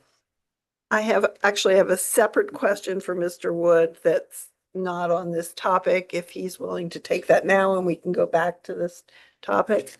Maybe Sure. we should, okay, whatever, Yeah, not on the topic. so, Okay. yeah, as I'm looking at the natural dune vegetation, the native dune vegetation section, as I'm thinking about the projects at our state parks with Christmas trees, I'm wondering if the permitting for that kind of project is still required, or whether under these changes, some of those options for rebuilding dunes with natural items might be okayed without a permit? So we have it's a great question. Thanks to legislation that this committee passed a couple of years ago, we do now have a permit by rule option for using biodegradable materials for dune restoration. Yes. So using Christmas trees for dune restoration can be done through permit by rule, which is a fairly quick, permitting process. I think we still want to have a chance to just take a look at that before approval, as opposed to exempting it outright. But that is for the most part allowed through PBR now. Okay, thank you very much. Sure. And then I would really like to hear from a member of one of our environmental organizations in regard to this Great Ponds legislation. Thank you. Sure. Okay, would you like to ask Ms. Gundrum up? Sure, Ms. Gundrum, please. And I also, if you don't mind, Madam Chair, would like to recognize that Representative Whitsom has joined us, and glad to see him. Good morning, Dave Woodson, District 139. Excellent. Representative Judera, Senator Tepler, members of the ENR committee. My name is Chess Gundrum, and I'm the Director of Advocacy for Maine Audubon, and submitted testimony in support of this original proposal before you, although I do support the reference to native dune veg. I think that's a really good catch. Okay, I think we had a question. I believe that you wanted to have Ms. Gundrum comment on this idea that we're talking about now of deleting section 9 and the dredging. Thank you for the question and the opportunity. I respectfully would like to push back on the department's proposal to remove that section from the bill. I think it was added for a reason and good reason, and would like to affirm that, you wouldn't put something like that into legislation if you didn't believe it needed to be there from the start. That said, I can offer, and just quickly checking in with my team, some examples of why it would be great to keep Great Ponds included. Asking my team why, we're thinking about dredging projects in particular, and yes, maybe there haven't been a few, but surely there will. We know we can assume there are going to be more, as shoreline property is always being purchased in Maine and at a rapid rate, sort of more so than other pieces of property. We know that to be true. So dredging stirs up sediment and resuspends sediment, so it reduces water quality. That's really important for the entire lake system, of course. We were famous for our clean lakes in Maine. It's a study from University of Maine last year told us that they're worth $14 billion to the state, and they're deserving of really, really important protection. And that's important for loons, of course, for my organization. They require clean water in order to feed. Dredging stirs up sediment that blocks light to submerged aquatic vegetation. And then when the sediment settles, it smothers that vegetation. And that's, of course, all that veg is a part of the lake ecosystem food chain. Sediment can also clog the gills of fish. So that's important to the functioning of the lake system, but as well as our recreation economy, of course, making sure that fish are healthy in the state is important to many parties. And then finally, I'll just add one more here. Stirred up sediments are bound to nutrients like phosphorus. We know excess phosphorus is linked to algae blooms, which also increases turbidity and also makes it so that those harmful algal blooms have toxins that can impact wildlife, humans, and pets.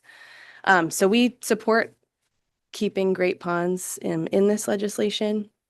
As you'll note, you can look back at the testimony provided by the department. This program is really important, the MNRCP program.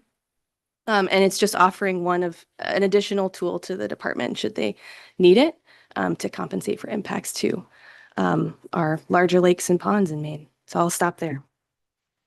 Thank you very much, Ms. Gundrum. Senator Tepler, you have a follow-up? Yes, I guess I'm a little confused about why a compensation fee program is more important for protection than tight rules around the dredging. I think both. I think that both should be explored. Certainly. I think that's probably an area of the Natural Resources Protection Act that is deserving of more attention.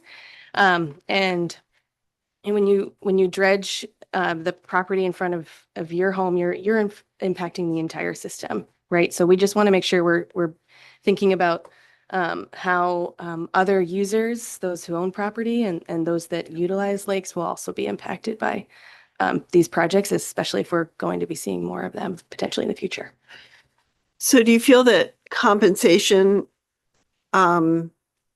is a deterrent to dredging, or that it just helps the department compensate for the harms that were created by the dredging? I think compensation is one of the most important pieces of the mitigation framework, right? Anytime you want to impact a protected natural resource, you have to go through this NERPA permit process. And if you ultimately get to that stage where it's compensating for losses is the only way to achieve your permit, or maybe it's the path forward assessed by DEP and others, then that should be an option that's available. And among all the other options within the mitigation framework. Thank you. Thank you. And just to clarify, it's not saying that it can't happen. It's just saying if it's going to happen, it needs to be compensated. Right, exactly. That's my understanding. I mean, the DEP does an incredible job in collaboration with DIFW to make sure that, they really work with applicants to figure out their permitting so that you ultimately can get what, what you want. Maybe you've got to move your house back, or maybe you've got to increase buffers, or, change where light is directed.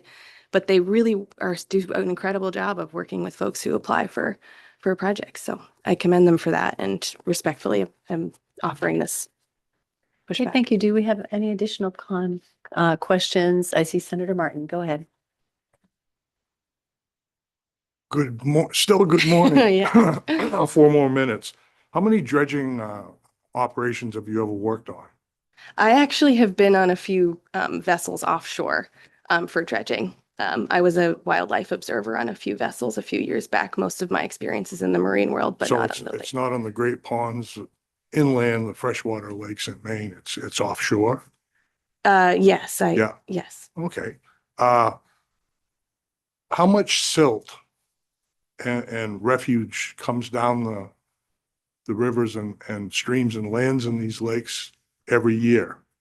Do you have any idea at all? Thank you for the question, Senator Martin. I don't off the top of my head. I can't provide it. Okay, well, there's a lot of places where commercial operators that run small dredges, 8, 10, 12-inch dredges, need to go in to dredge channels, and they're very they're watched very closely by the DEP. Now, for them to go in and I mean, we only have 3 or 4 months in the summertime, and for people to afford to be able to run their boats and go into docks and stuff like that, I think that putting a fee on the guy that's trying to make a living with a dredge that can only really dredge maybe 6 months out of the year is a bit much, and I would ask you to reconsider that. And if you are interested in dredging, please take a trip in a plane and go along the Canadian border and have a look at all of the lakes from logging that are filled in that used to be 20 feet deep and now are 6 inches deep. And, you know, that would be a good place for you guys can go right out in the woods and dredge and put up a great big place to put all the stuff that comes out and put it back to the natural bottom. And you guys could do that yourself. And I wouldn't want to charge you for that. I think that that there's a lot of places in Maine where dredging is so environmentally friendly, it's not even funny. I mean, if we were talking about mining, which I did off the coast of Namibia for several years on 300 and 400 foot boats and mining gravel, that would be one thing. But what we're talking about here is basically, it's almost, it's small commercial dredging to help navigation and siltation that's come in from other places upstream and upriver into these lakes. So I think that taking this out to allow the few dredging people that are here in the state to be able to continue their work and help you and other people in the DEP and environmentally friendly ways is a smart thing to do for everybody. What do you think? No, I just wanted to know what she thought about what I said. I can react. Thank you for sharing some of your insights, Senator Martin. And I'll just respond to just 2 elements briefly. I think if it's a matter of public safety for dredging, that's a different question. If we're talking about someone's private, dock that they're trying to either make bigger or move, and it's just not in a place where that makes sense, then those are just different questions to me, and something that I think within NERPA and otherwise would be sorted. The other piece is that this isn't going to be impacting the dredger, it's the applicant for who wants the dredging to happen. When, as I said, DEP does an incredible job of working with people when they can, but our protected natural resources are of statewide importance. They matter to every single one of us in this room, whether you own that property or not. That resource should be clean and clear for you too. And if your project is just pushing the limits just too much, then we think that you should either pay to compensate to get what you need, or maybe it's just not possible. And that might just be how it has to be in order for us to have the environment that we do in the state of Maine. Thank you for that clarification, because that's what I was thinking too. This is not something that's against the dredgers. This is something that somebody applying for a permit to do work would conceivably have to pay. We want to take a little caucus on this quickly, a little 5-minute caucus. 3. You had 5. We have 5. Oh, okay. All right, 5 minutes. Thanks.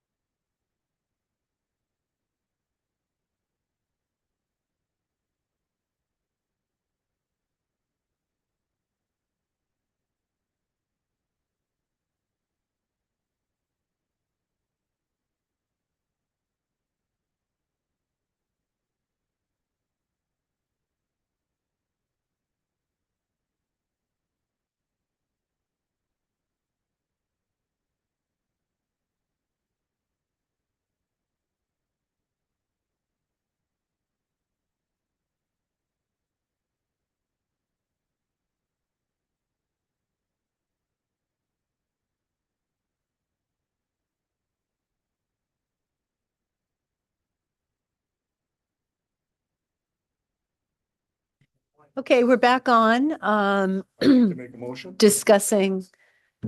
All right, Senator Martin.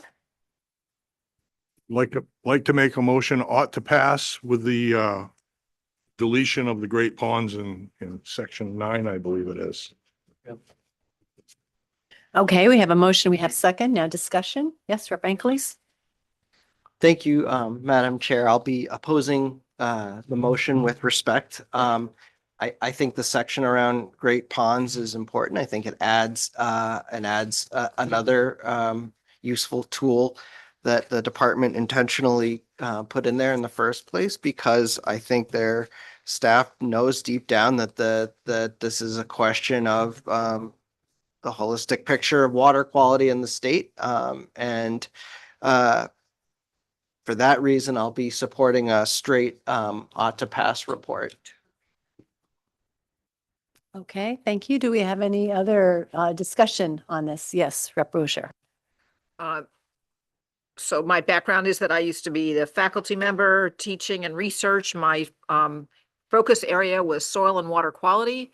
And so I'm very familiar with the impact of dredging on water quality and its importance for that it would be included in this, because it is something should be evaluated, because we're supposed to be protecting. That's why we have a Department of Environmental Protection. We're supposed to be protecting the environment in Maine and protecting it from the impacts of dredging that aren't being overseen by the department is a problem. We need to protect it from dredging to make sure it's overseen by the department. So I don't think that excluding it from this bill is part of us doing our due diligence. Okay, do we have any other comments on this? We have a motion on the floor, which is ought to pass as amended, and it would be striking the section 9, which is about dredging. Any other comments or questions? All right, then I think we are ready for, oh, yes, Senator Tepler. Thank you. My only comment is that it's about compensation for dredging and other similar kinds of projects. Thank you. Thanks for that clarification. Okay, so we will be taking our vote on this. Representative Bell, how do you vote on the motion? I vote no. Representative Bell, no. Representative Riley? No. Representative Riley, no. Representative Schmerzel Burgess? Yes. Representative Schmerzel Burgess, yay. Representative Brigio? No. Representative Brigio, no. Representative Campbell? Yes. Representative Campbell, yay. Representative Tadera? No. Representative Tadera, no. Senator Tepler? No. Senator Tepler, no. Senator Martin? Yes. Senator Martin, yay. Representative Osher? No. Representative Osher, no. Representative Anglese? No. Representative Anglese, no. Representative Woodson? Yes. Representative Woodson, yay. Senator Brenner? No. Senator Brenner's no. So I have 4 in favor of the motion and 8 opposed. Is there a majority report, a second report? The other report? The other report. It would be ought to pass in the original form. Um, Oh, go ahead.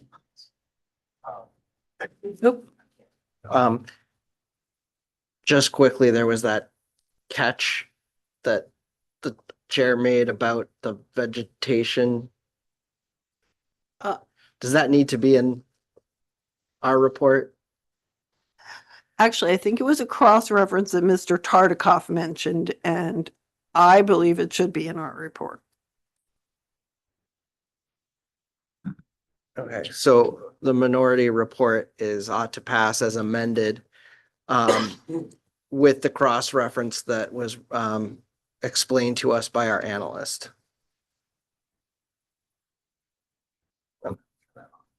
Great, thank you. Okay. All right then, so we're all set with that, and now we're going to be moving on to one more work session, which is LD 2037, an act to update the regional greenhouse gas initiative allowances. We will do this work session and then we will be breaking for lunch and come back for our public hearing.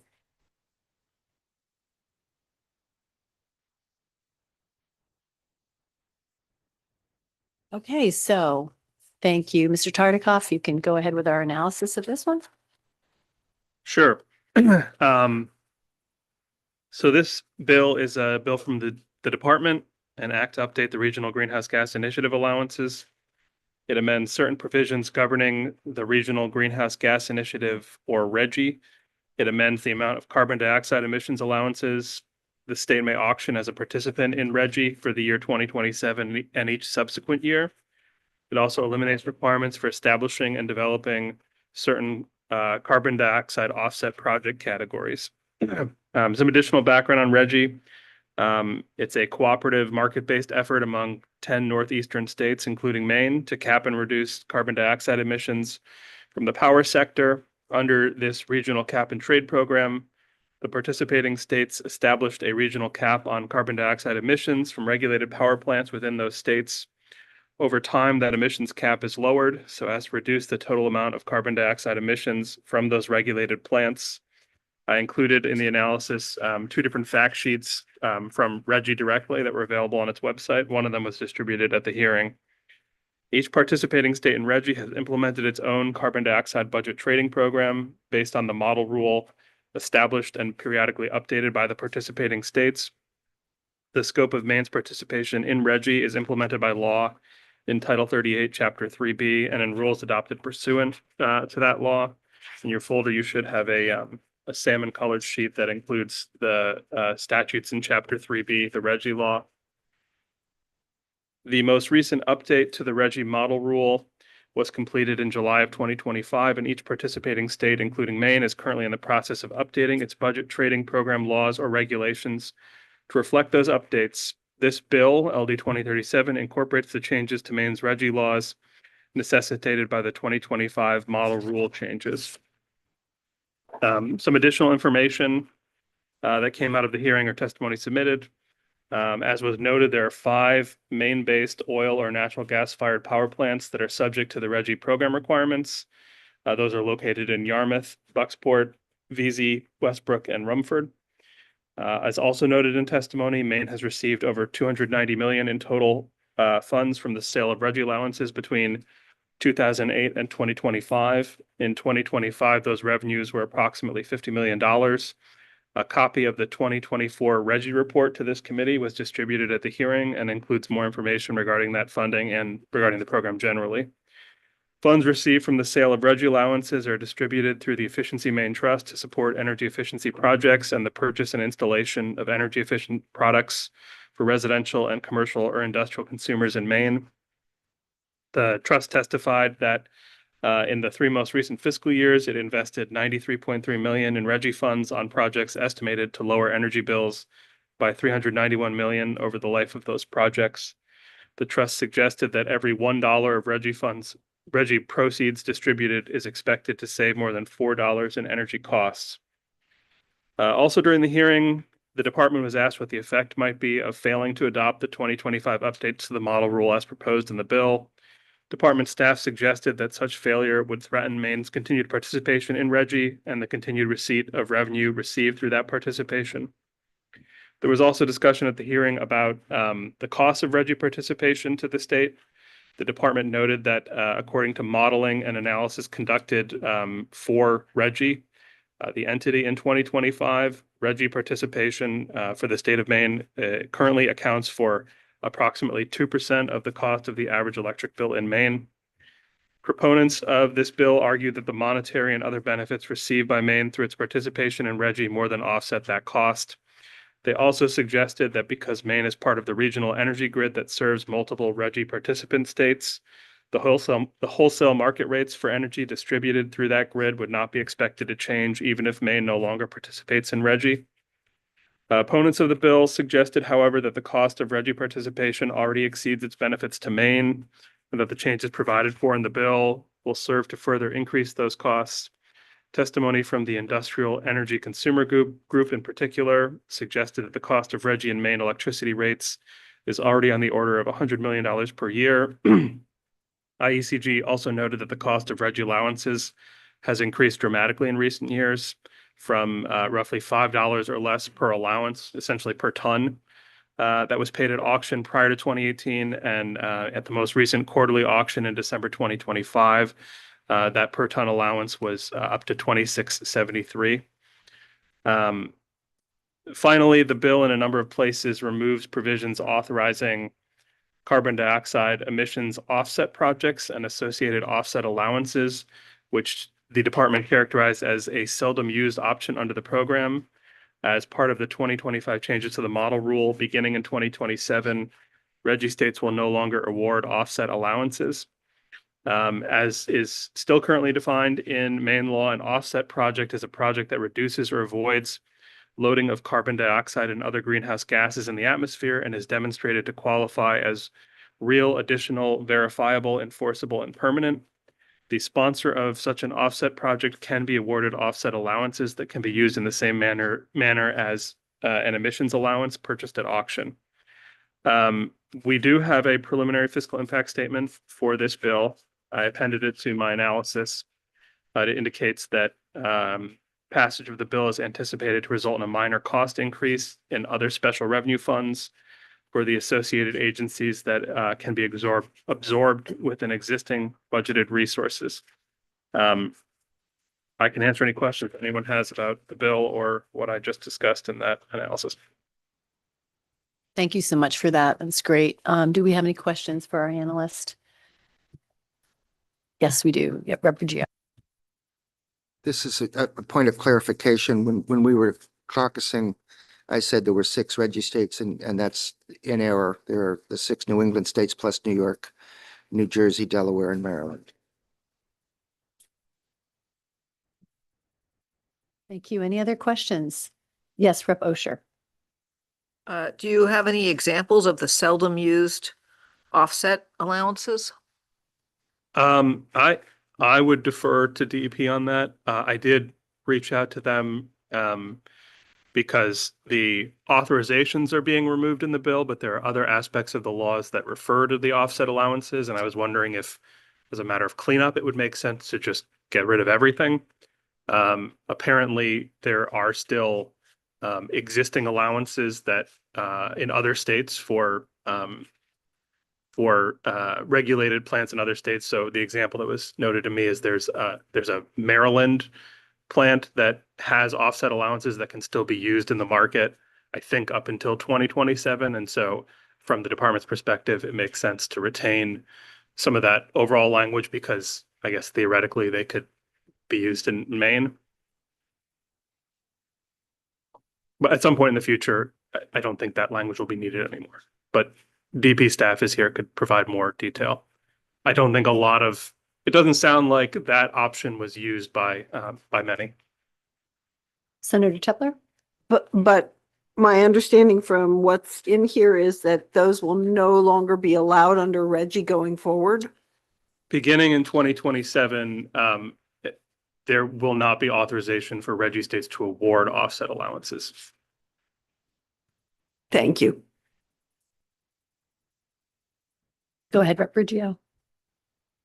And I think I'm going to be fine with this, but recognizing that the Industrial Energy Consumers Group represents a significant number of our largest utility providers and industries, could we have a couple of minutes from their representative here, Attorney Hudson?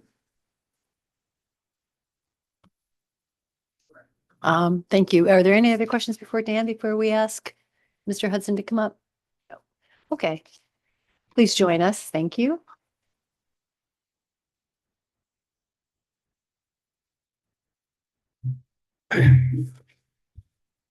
Thank you very much. Chair Dudera, Chair Tepler, and members of the committee. My name is Stephen Hudson. I'm an attorney with Purdy Flaherty. I'm here today on behalf of the Industrial Energy Consumer Group, which, as you've heard, is a trade association made up of Maine's largest energy consumers. We generate some, but we are not utilities. We are consumer generators is what we are. And we've been concerned about costs. That was the whole point of IECG being formed 40 years ago. And what we are seeing now, I mean, we hear a lot of concerns about energy affordability across New England. And we're equally concerned. We're concerned what the cost for residentials. We're concerned with the cost for small businesses as well as large businesses like our own. I think at the point of our testimony was not to pick at the benefits and more specifically, the excellent work that the Efficiency Maine Trust has done with regard to the RGGI money that Maine has received. They have done excellent work. They have a statutory requirement to spend that money on behalf to achieve the purposes of the statute, and they've done a great job with it. We're proud to say that we believe that, to the best of our knowledge, Maine is the only state that has never diverted those RGGI funds into general fund purposes like some other states have done to deal with budget shortfalls. So Maine, I think the Maine agencies and the people working on it deserve a lot of credit. That being said, we can't really ignore affordability, energy affordability issues. We hear it all the time down the hall in EUT. And I think that there are some things that could be done to allow this bill to move forward. That would certainly engender our support. And one of them is this issue of the offsets to date, because of the fact that allowances have traded at a relatively low margin. It's only been the last few years that we've seen that increase to now, as Dan said, now $26 per ton of CO2 or CO2 equivalents, that you're beginning to see that become a real impact. We believe that by, certainly by 2040, maybe before, we'll see that number rise to $50 a ton, which will be equivalent to where it is right now in California and Quebec. And that may drive the search for offsets to help deliver more cost-effective reductions in CO2 than just a straight, if you will, cap and tax system. So we certainly think that the probably the original statute had a mandate for DEP to do something. We think amending that so that it becomes something they may do. If they're not required to do it, but they may do it, it sort of preserves Maine's ability to suggest to the other RGGI states that there some sort of offset categories might be appropriate in the future. And it would avoid having to go back and reenact statutory language. Whether this is an issue that would put Maine so far on offsets, so far out of step with the rules in the other states is not clear to me. There are differences in the enabling statutes and the enabling regulations from state to state to state. Some of which my perception, Steve Hudson's perception is, if it's not serious enough, the other states just ignore it and everybody moves on and implements their program. Because it's very hard having what's now something closer to 10 states than 6 involved in this, that all have slightly different needs, slightly different regulatory and statutory structures. So so we think we would suggest that we just, everywhere there's a requirement that that DEP do something with offsets, they just change this to a permissive may and just leave it in their discretion to preserve the potential for offsets in the future. I think the reason why we don't want to just let go of offsets is we have a strong belief that there is so much to be done to deal with the transition to a clean energy economy that we can't do it all in the most expensive way possible. We ought to be always looking for what is the most cost-effective way to keep us on that track. And because that's the only way we're going to be able to afford to make the changes we need to. I'm sorry to go on so long.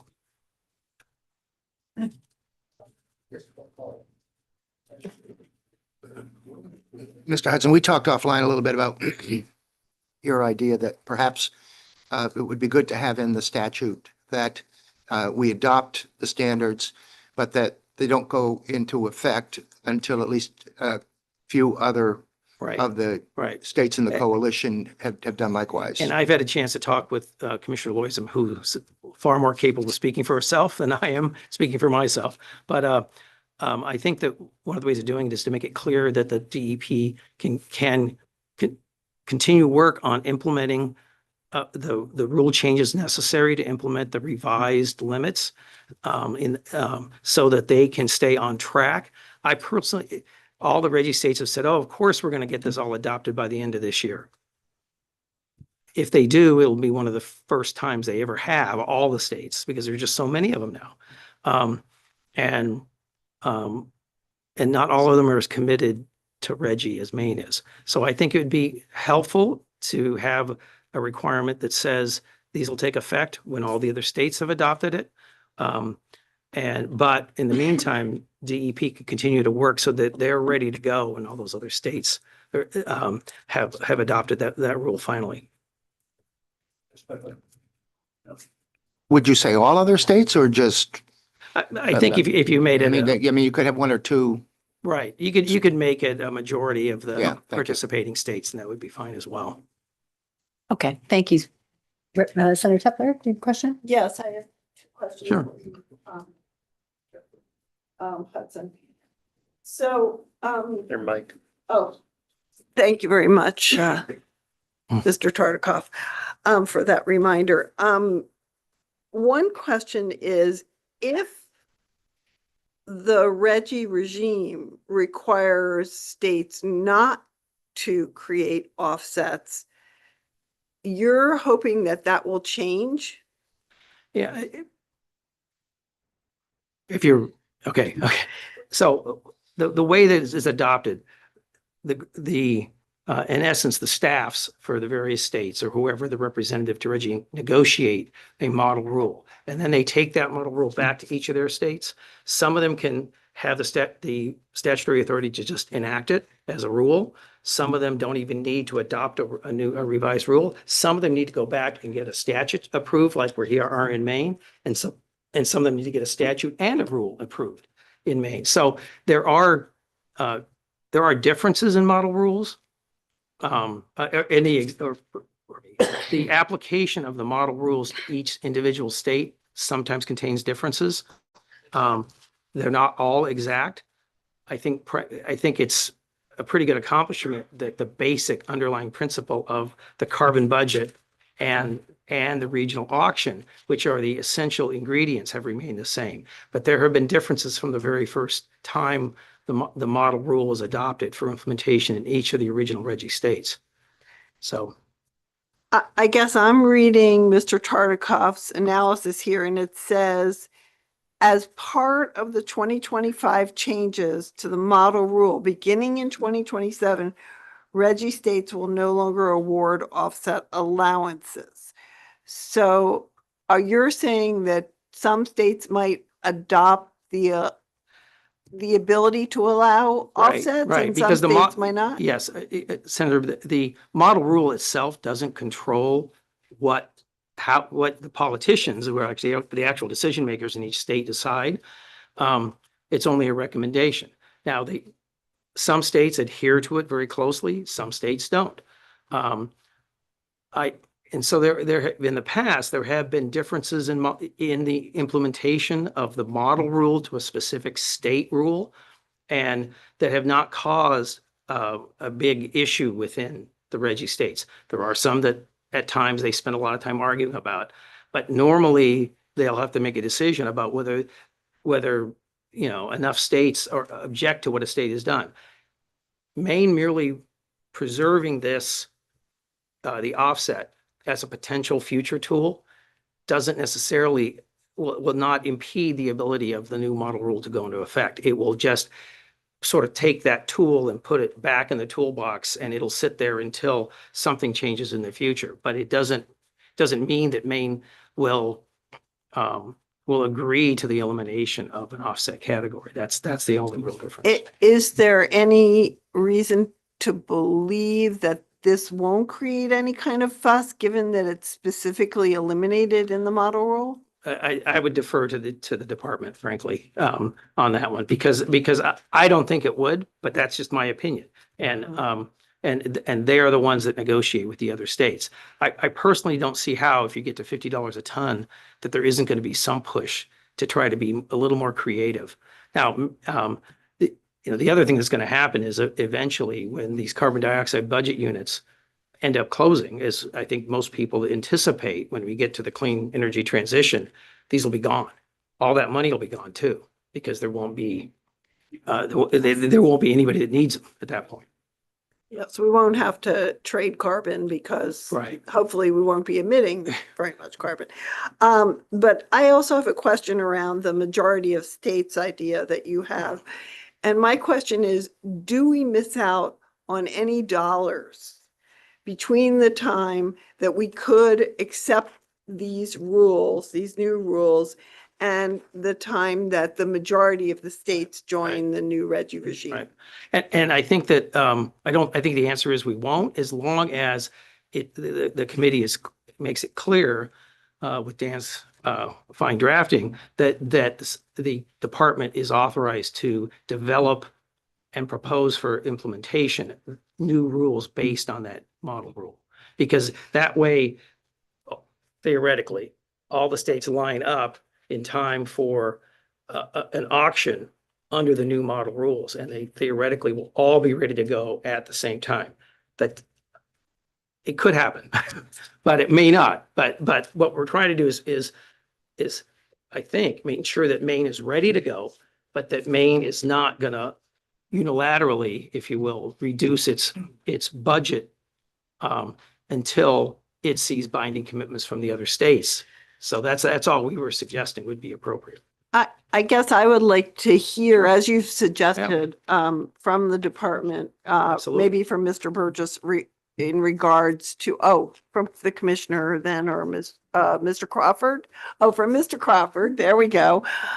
Regarding the possibility that the not limiting the offsets would create a fuss, and the possibility that our waiting for the majority of states would mean a loss of dollars of some kind. So Yep. thank you very much for being here, Mr. Thank you. Hudson. I'm prepared to leave, except I saw. Yes, before you take off, we do have another question for you from Representative Campbell. Thank you, Representative. Can you give me an example of an offset and its benefit? Well, it'd be all theoretical because very few have been done. Now, you heard about the Maryland example. And certainly Jeff can probably provide more detail on that, or the rest of the department. With regard to that, it could be something as simple as someone proposing to take a CO2, a requirement to reduce their own CO2 emissions to generate enough tons that then could be sold, be recognized by the state as an offset amount that could be exchanged so that it could be sold to a carbon budget unit that has a compliance obligation, and they could buy that instead of paying the ongoing price for what the market would otherwise set. So the idea is that if you can develop it cheaply enough and it meets the requirements of the department, that then it becomes a cheaper alternative, thereby deflecting the price of RGGIs down. And reducing the cost to ratepayers, because ultimately this all gets paid for by ratepayers, because that benefit, as you've heard, it gets applied not just to the carbon dioxide budget units, because those units are typically, they set the clearing price in New England. So therefore, every generator in the bid stack, whether it's hydro, nuke, solar, wind, they all get that RGGI premium, that last dispatched unit, which is typically going to be oil or gas. We don't really have any more commercial coal out there. And then that all ripples through the entire cost within New England. So given that, in your opinion, why would anybody want to eliminate it? I'll be honest that I did not follow the development of the model rule closely myself. I have a partner who may have, and I can go back and ask them, but I think that's a good question for the department. I think it's because they said, well, nobody's using these. Why are we keeping it around? I personally think that when the price is so low, there's not an incentive for it. I don't know why. There must be a good reason for eliminating it, because I find it hard to believe. But if the only reason to eliminate is that nobody's used it yet, we might want to wait until it gets to be $30, $40, or $50 a ton before we decide to eliminate it. Okay, thank you very much, Thank Mr. you. Hudson. And Mr. Crawford, why don't you come forward? You've heard some of the discussions, the questions. Do you want to just jump right in and comment on Yes, some of that? good Okay, morning, thank you. Senator Tepler, Representative Dudera, members of the committee. I'm Jeff Crawford. I'm the Director of the Bureau of Air Quality and here to help you out, I hope. Okay, well, do you want to comment on what we were just talking about? Yeah, offsets is an interesting issue. As everyone is aware, their generation of offsets and ability to use them as part of the current program. During the most recent program review, so we're up to the third program review that we just completed this past year, the decision was made from the RGGI states to eliminate that offset category. There were two reasons. Number one, as Mr. Tartikoff had mentioned, and also Mr. Hudson, they have that category of offsets really hasn't been utilized. There's been one case which I believe involved a Maryland landfill.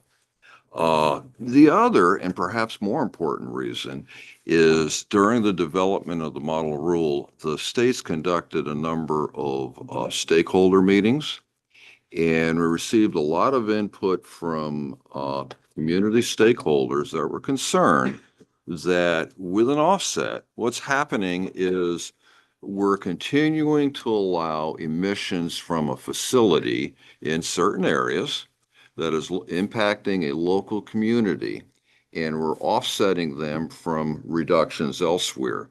Now, again, CO2 is an issue of broader significance regionally and globally, mind you, but part of the co-benefits from reducing CO2 is reducing criteria pollutants such as particulate matter, nitrogen oxides, and hazardous air pollutants. So there certainly is a more localized benefit from this type of a program. So that was really the larger driver.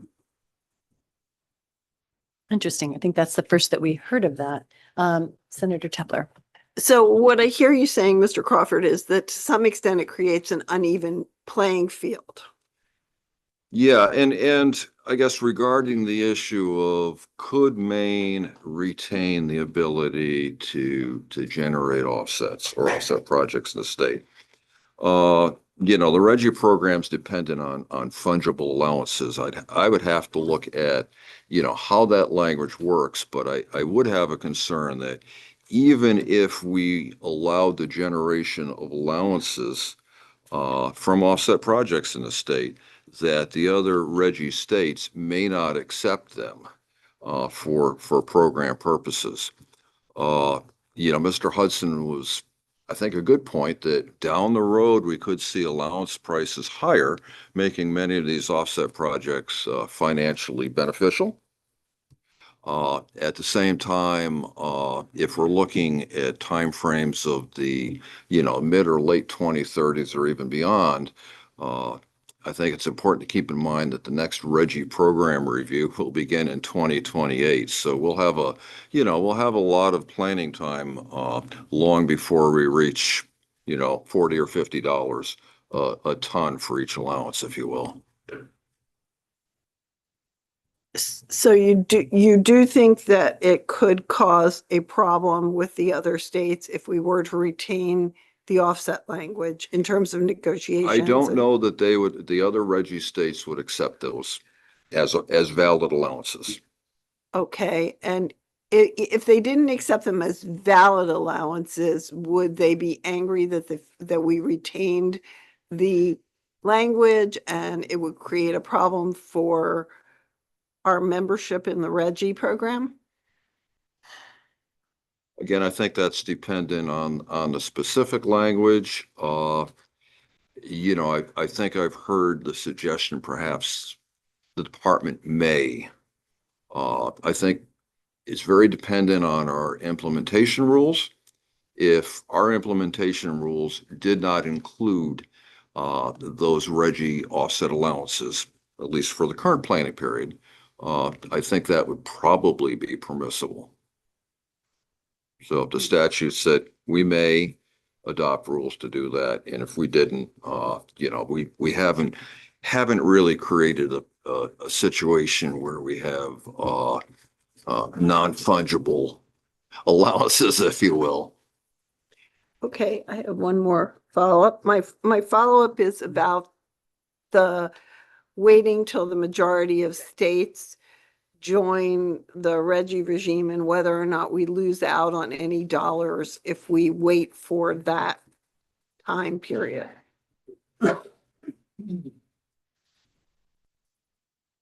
That's a good question. And I should know off the top of my head, and I'm going to put Mr. Burgess on the hot seat. He may know the answer to this. And what the question is whether or not Maine could begin implementing that program in the absence of other states participating in the, during the next phase. In other words, staying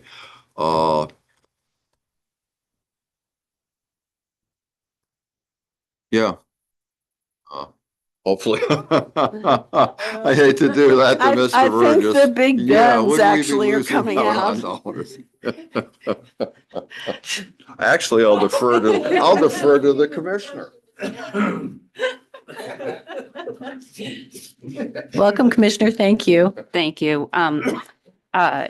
Again, I'm Melanie Lois. I'm Commissioner of the Department of Environmental Protection. I think that it would depend on how it was phrased. And so, as I was talking to Mr. Hudson earlier, ultimately, we would need to be able to begin implementation of the program beginning of 2027. All of the states, I think, as Mr. Tartikoff described, are going through their own processes this year. And so long as it was phrased in a way that enabled us to, because we have to do both legislation and rulemaking. And so if we're going to pull off implementation in 2027, we do need to get through that rulemaking process in the second half of 2026. And so our board would need to clearly understand they had the authority to proceed with the rulemaking. And then ultimately, if the trigger was, I might suggest a majority of the states as opposed to all of the states, just in case, then I think that would be fine so long as we could do everything we needed to do to be able to pull the trigger when the time came, assuming that the majority of the states also adopted it.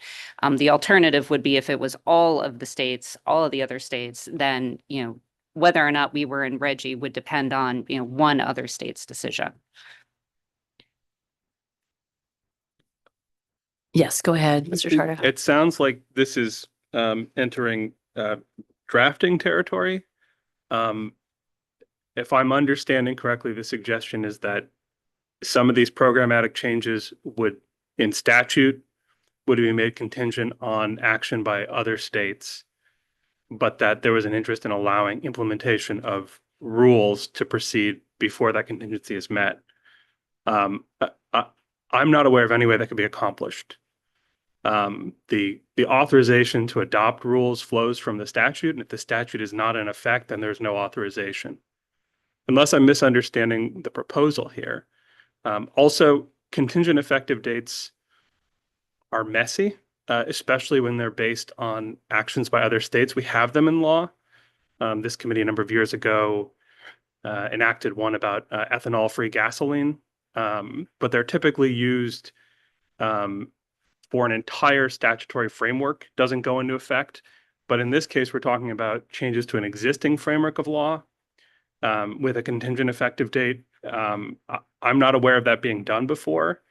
And I'm certainly not aware of a way where you could authorize the adoption of rules under a statutory framework that is not in effect. Okay, gets a little thorny here. Yes, Rep. Angeles. So not a question, but since we're in a work session, I guess I want to caution my colleagues that I feel that we, with all of the respect to the thoughtful discussion we've had, it feels like the result is the waters have become a little muddy, not to refer back to the last bill we just did, but I'm starting to worry about the feasibility of doing this correctly without a clean bill. I'm not going to make a motion. I'm just saying my anxiety has gone up in the last 10 minutes, and I just want to put that out there. Senator Tepper, go ahead.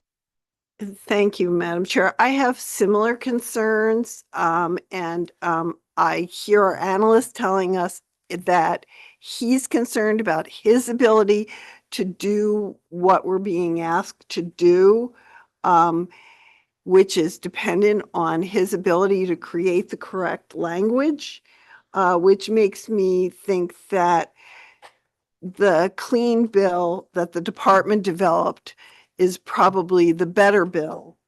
And that's just my thought right now. And I think I'd like to call again for another 3-minute caucus, if that's okay. I'll go with 3. Just one question before we do that. Yes, go ahead, Rep. Friggio, and then we'll, yep. So I hear that from Dan and respect it. Just the word may keeps clicking around in my head. Is there, do you see some possibility for, at least as far as proceeding with rulemaking goes, where we give a little discretionary authority to the department, so that we're not foreclosing? See what I'm trying to? So if you have a copy of the bill, I think that there's 2 separate issues here. One is the offset allowances and projects. I think I'd set that aside for now. It's the changes to the base carbon dioxide emissions budgets that are set out in section 1 of the bill. I believe all of the other changes in the bill, sections 2 through 5, relate to the offsets. So the emissions budget is, I guess, one of the substantive portions of the most recent model rule changes.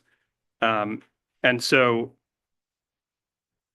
whatever the department's rules are that implement the provisions necessary for their participation in RGGI, for the state's participation in RGGI, they have to be based on the statute they're implemented under. And so either this change to section 580B subsection 3 is in effect or it's not. And so if those changes are, the effectiveness of those changes are made contingent upon some action occurring, I don't believe there's a way to authorize the department to adopt rules under a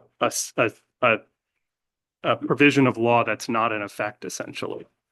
So I think there's a way certainly to frame the offset language as an authorization, recognizing that the other RGGI states may not allow it, so the department can be authorized, but not have to take that action. But I'm not clear on how you could accomplish a rulemaking under a provision of law that's not in effect. The only authorization for rulemaking would be based on the law as it exists right now.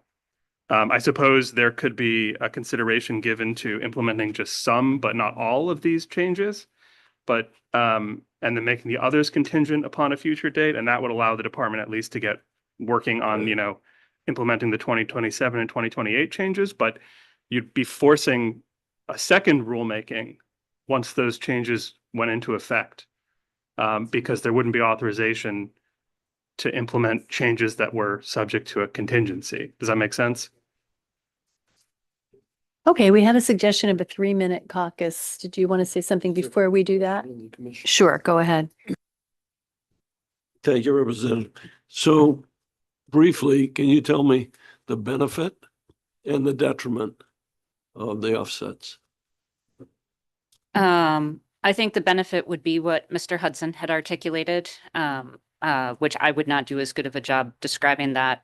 But when he was describing it, it made me sort of think of like when you buy stocks. And so, you buy low and now it has a higher value. And so it could be less expensive to buy the offset at that lower offset price than the higher market allowance price. For the detriment, I think that the issue is, as Mr. Crawford described, that because we're talking about regional trading of greenhouse gas allowances, when you're trading emissions from a Connecticut plant versus a Maine plant, those more localized effects from the reduction in emissions of other pollutants that have less of a regional impact isn't happening, right? So you're trading, emissions in one place that are not impacting the people in another place. And is it my understanding it's seldom used? Correct. As described, there's only been one project so far. Thank you. Okay, so if I can just, so keeping that offset tool isn't going to penalize us necessary if we can word it in the right way. Yeah, I think as Mr. Crawford said, the, maybe that is what, was referred to in that arena around the May. That may be an area of flexibility that, we could exercise that would not be problematic. However, as Mr. Crawford said, if, those allowances, if other states don't accept them, then they're going to have very little value and aren't Okay. going to be useful, and you're still not really going to have projects. But because of the program review that is coming in a couple of years, if there are changes in the marketplace, the RGGI states could decide to reincorporate offsets as a result of the next program review. But waiting for other states, that is a problematic piece. So I don't think that having a contingent effective date on an amendment to an existing framework in law is atypical, and could be problematic, but I don't think it presents the same issues as the intent of authorizing DEP to engage in rulemaking under that framework before it's in effect. So I think you probably could consider a contingent effective date for these changes, but the department would have to wait to initiate rulemaking until those changes were in effect. And that part is going to be problematic. I think Okay. they're routine So it makes technical the whole thing rules, problematic. so it's faster than a major substantive rulemaking, but it still could not be initiated until the laws were in effect. Okay. The way contingent effective dates work, an entity, probably the Commissioner of Environmental Protection, would be charged with monitoring what happens in other states and notifying the reviser of statutes when that contingency is satisfied, and then it would become effective. Okay, thank you. I think we have enough information for a 3-minute caucus, so let's go do that.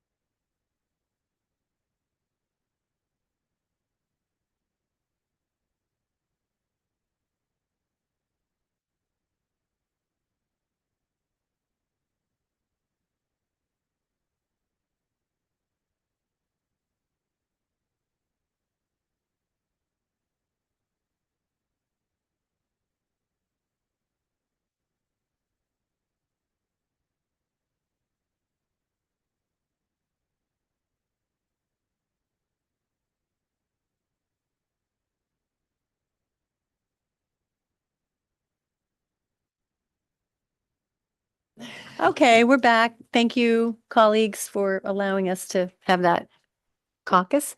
I think we've had everybody come forward that we wanted to talk, so I'm looking to the committee if there's anybody that has Representative Osher.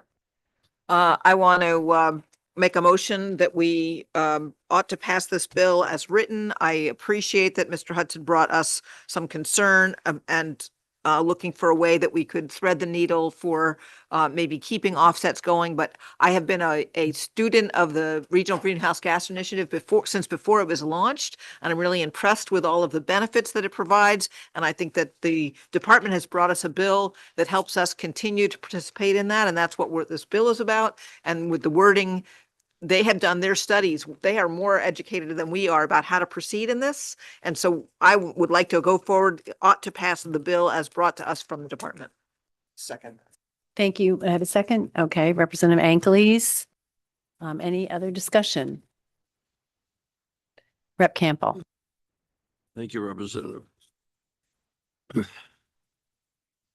I'm concerned that there not be as many options as possible to get the job done. In this case, even though it's seldom, it is an option, worst case. So I want the option in. Yes, Senator Chepler. Thank you. And I do understand that the producers of energy that Mr. Hudson, producers and consumers of energy that Mr. Hudson represents have concerns about offsets and would like to see offsets.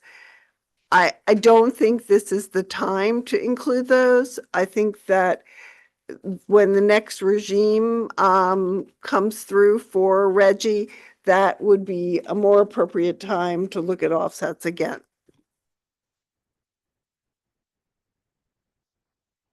Any more questions? Any more comments? Are we ready to take our vote? Okay, thank you, Ms. Malsbury.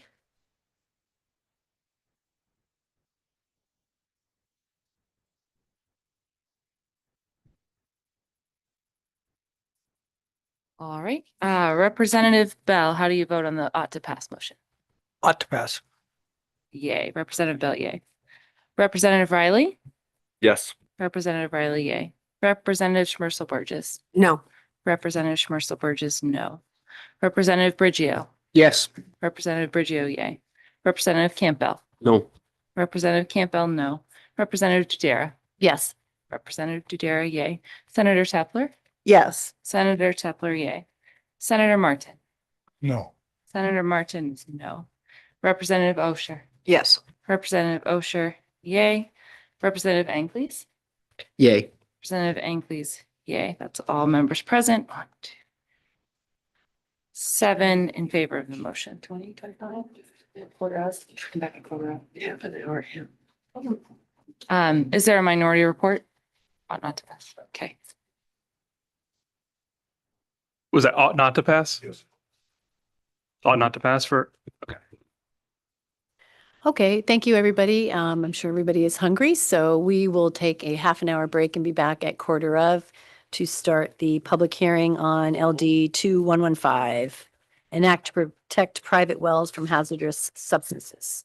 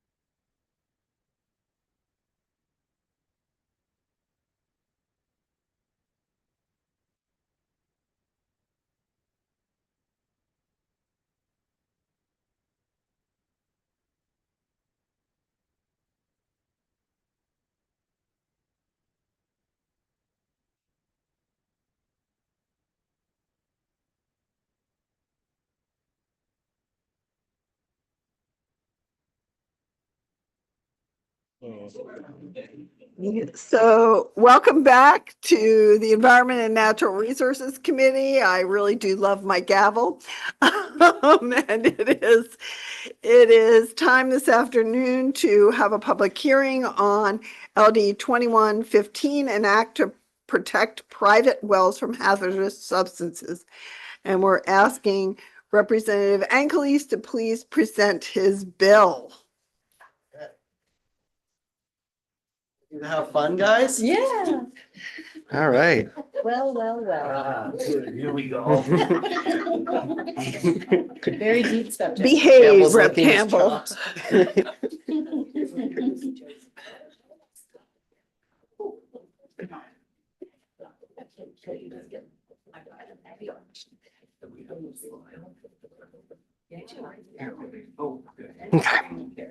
Whenever you're ready, Representative. Yep, just signing in. As one does. Okay. Senator Tepler, Representative Dudera, and fellow members of the Joint Standing Committee on Environment and Natural Resources, thank you for the opportunity to testify. I am Dan Angeles, and I represent House District 100, a central slice of Brunswick that includes our downtown, Bowdoin College, the former Naval Air Base, Mere Point, McCoy Bay, and the Merebrook watershed, and other watersheds. It's an honor to bring you LD 2115, an act to protect private wells from hazardous substances, as Maine continues its critical efforts to remove toxins from our environment and, in the case of this bill, the water we drink. The core of this bill is an ask for funding in an area of environmental policy where we simply haven't done enough.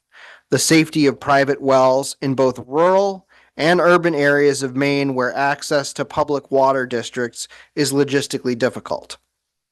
The bill, as drafted, takes an existing fund within the Department of Environmental Protection that is both empty and unused, changes the name to the Well Contamination Response Fund, and redeploys it to help those dependent on private wells living in proximity to an external contamination event. This is a bill for the whole state, but it draws from the critical lessons we learned in Brunswick when a discharge of aqueous film-forming foam, AFFF, did massive environmental damage to our community in August of 2024. The spill raised great uncertainty around questions of groundwater hydrology, calling into question people's sense of basic safety in their own homes, and destroying peace of mind for well users along the entire perimeter of the former Brunswick Naval Air Station. In upcoming testimony, you may hear or read about some of those lessons directly from constituents who experienced them in person.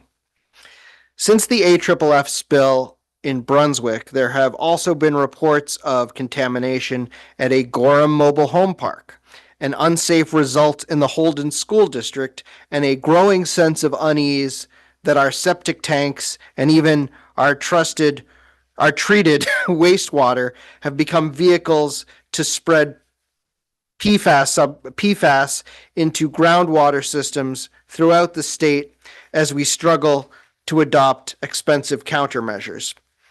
Uses of this new fund in LD 2115 as drafted would include well testing, abatement, remediation, installation and maintenance of filtration systems, the provision of bottled water, and even facilitating connections to local water districts when possible.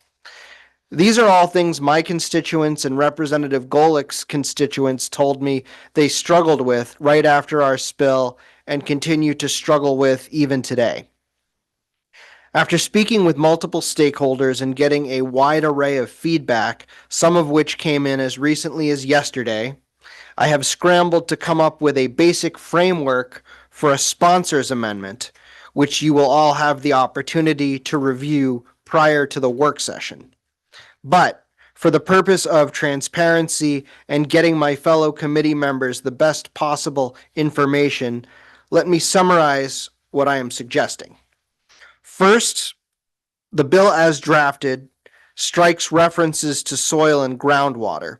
I inadvertently had those references removed as part of the attempt to change the name and purpose of the fund. But it turns out that being able to sample the soils and groundwater in the general vicinity of a well is a very important part of evaluating the potential contamination at a well site. So the sponsor's amendment will reincorporate those references.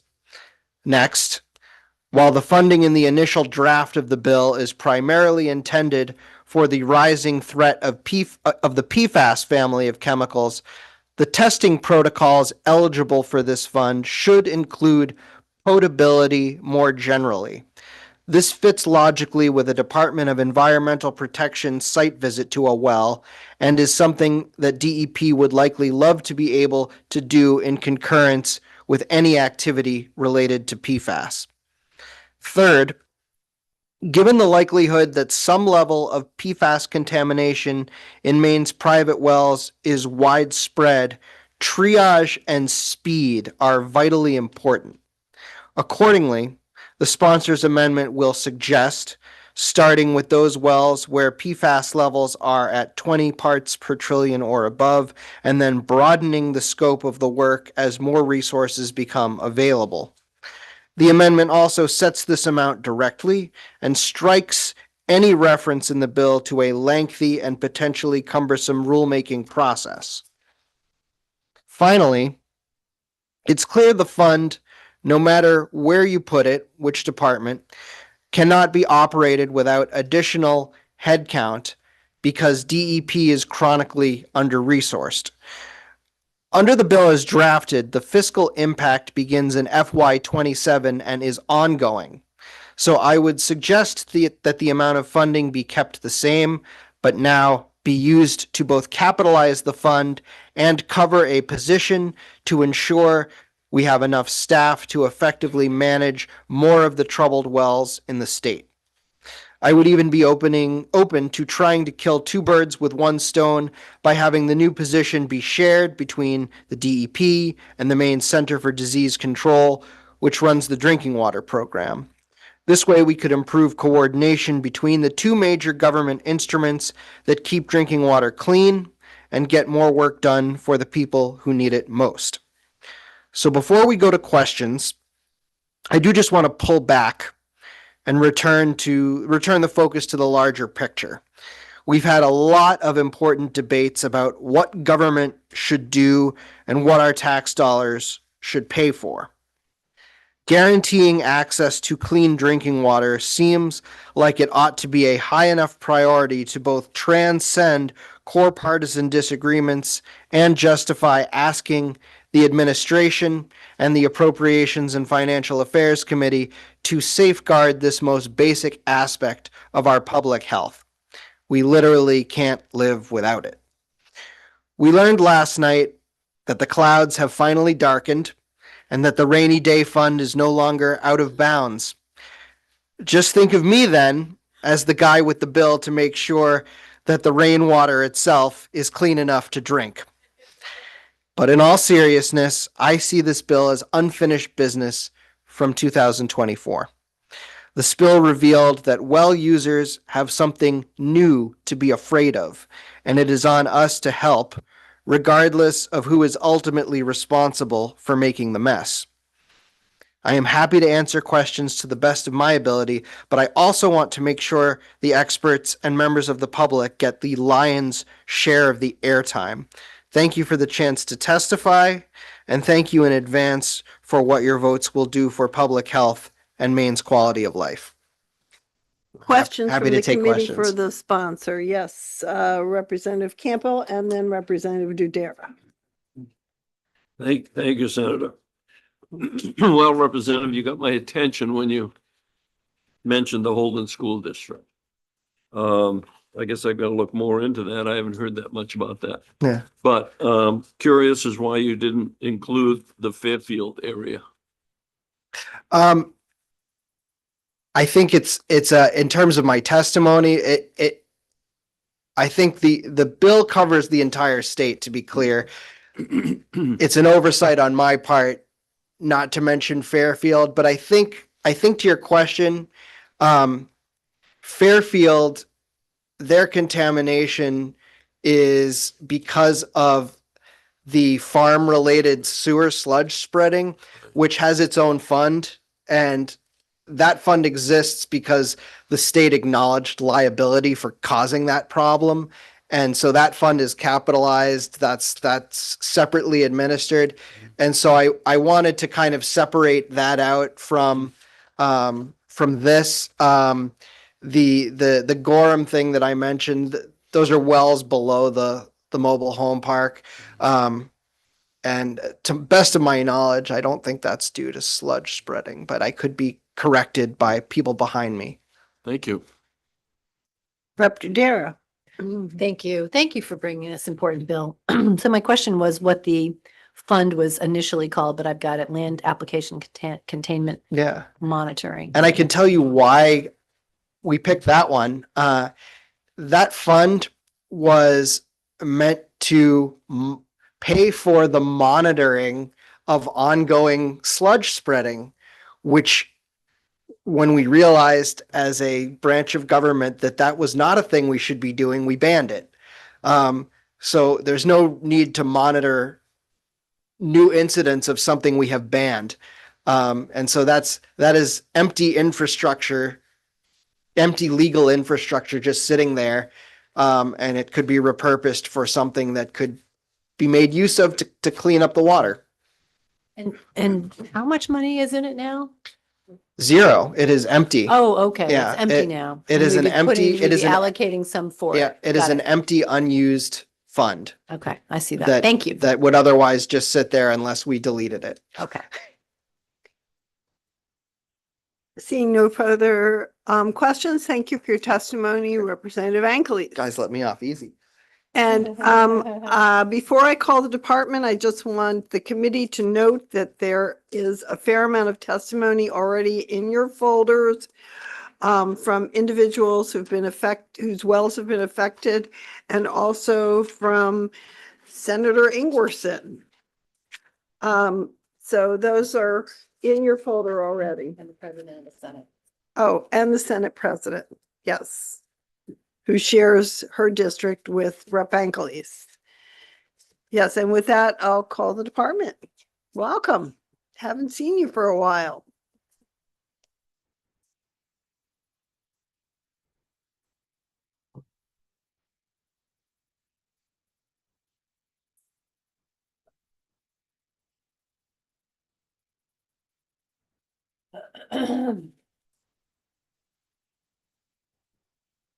Thank you, Senator Tepler, Representative Dudera, and members of the Environment and Natural Resources Committee. It's nice to see you all again. First time this year back in the committee chambers.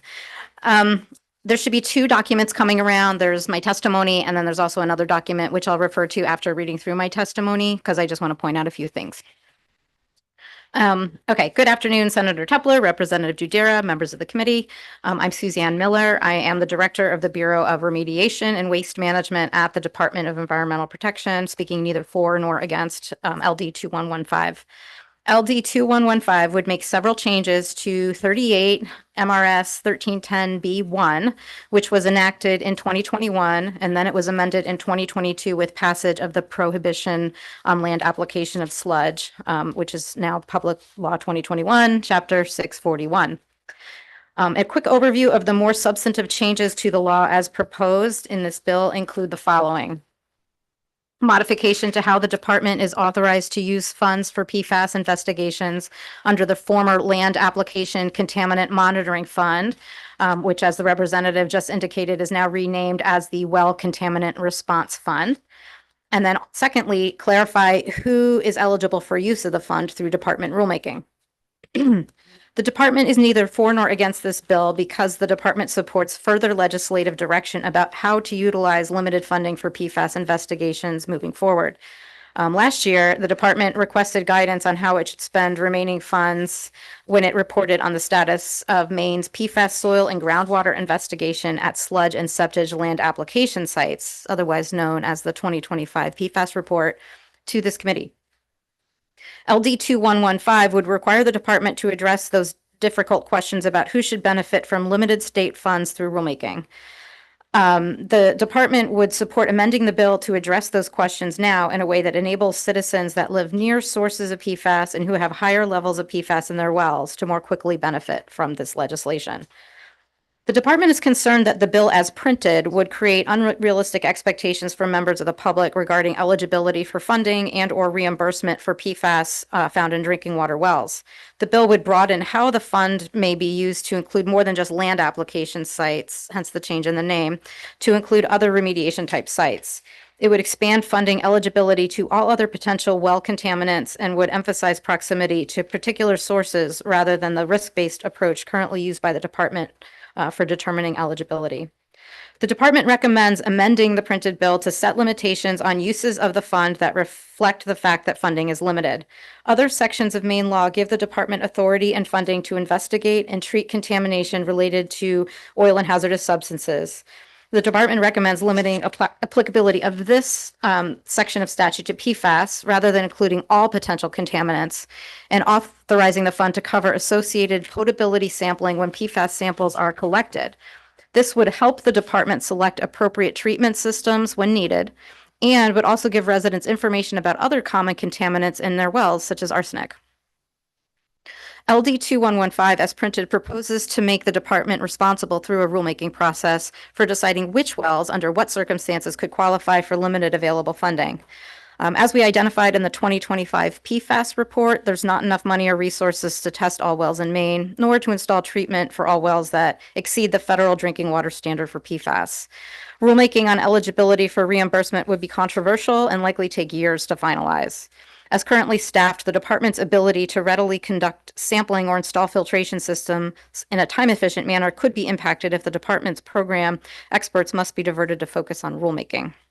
Members of the public with concerns about their wells would not be served by having to wait for the formal rulemaking process to play out. The department therefore recommends amending LD 2115 to more clearly identify limitations on uses of the fund and establish guidelines for eligibility for reimbursement. If this is included in statute, there would be no need for rulemaking, as the language in statute could directly address and clarify those concerns in the short term.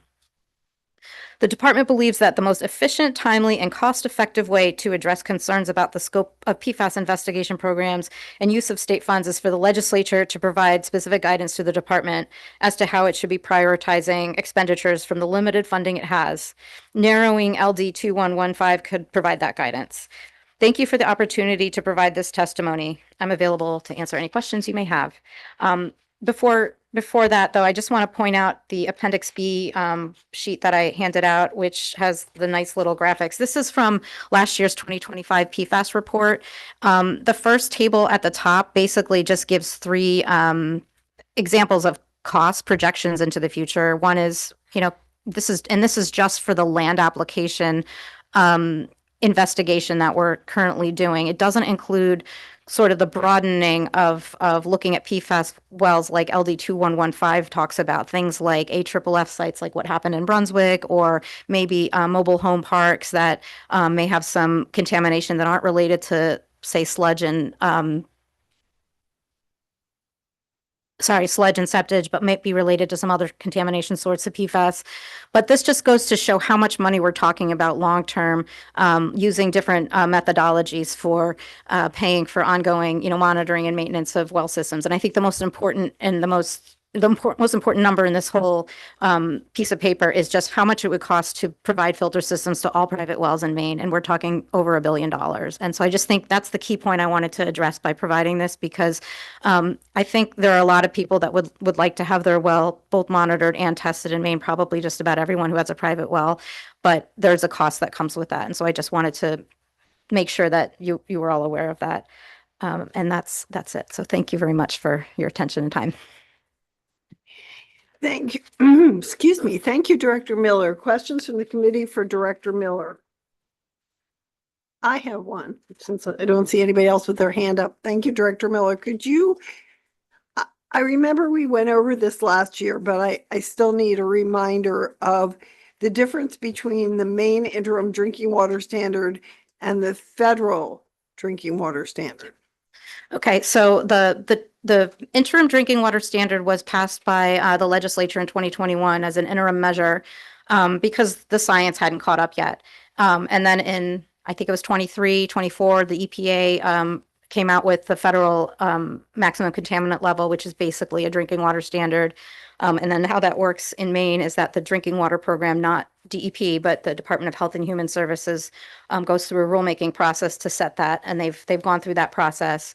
How that works, I believe, and again, this is a little out of my wheelhouse, but I believe the way that that gets implemented is that the levels in there are dependent on monitoring several times throughout the year. They affect public water systems, not private drinking water wells.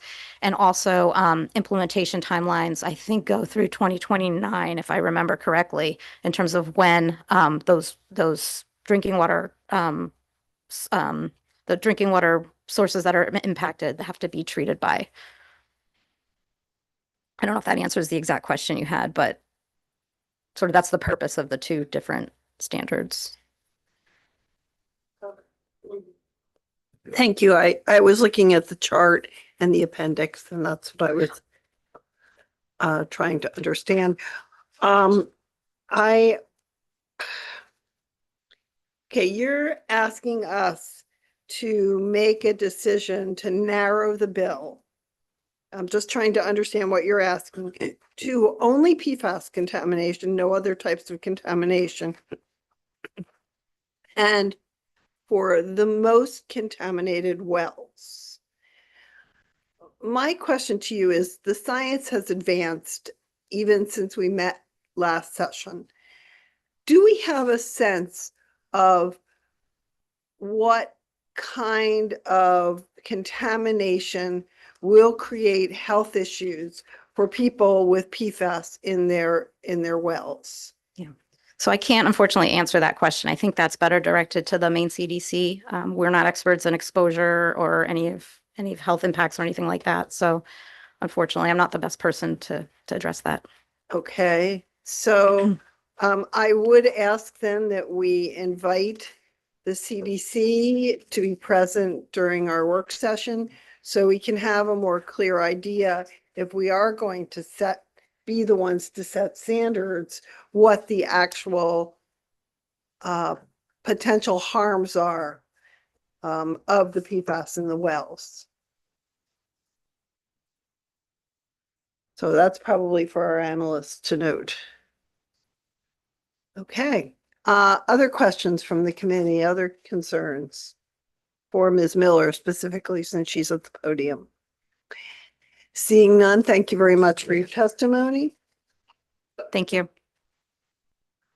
And I would invite others who would like to testify in favor of the bill to please step up to the podium, sign in, and let us know what you're thinking.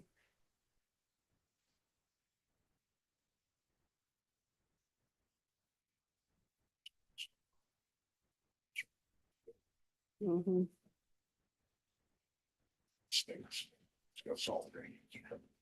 Mm.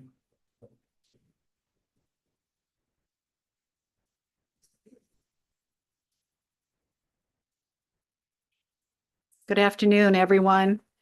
My name is Sandra Karslick. I live on the Coombs Road in Brunswick, Maine, the site of our spill of August of 2024. I've lived on Coombs Road for 38 years. I loved how the Naval Air Station brought diversity to our beautiful town. I enjoyed the sounds of the P-3s taking off and landing. It made me feel safe. I don't feel safe anymore.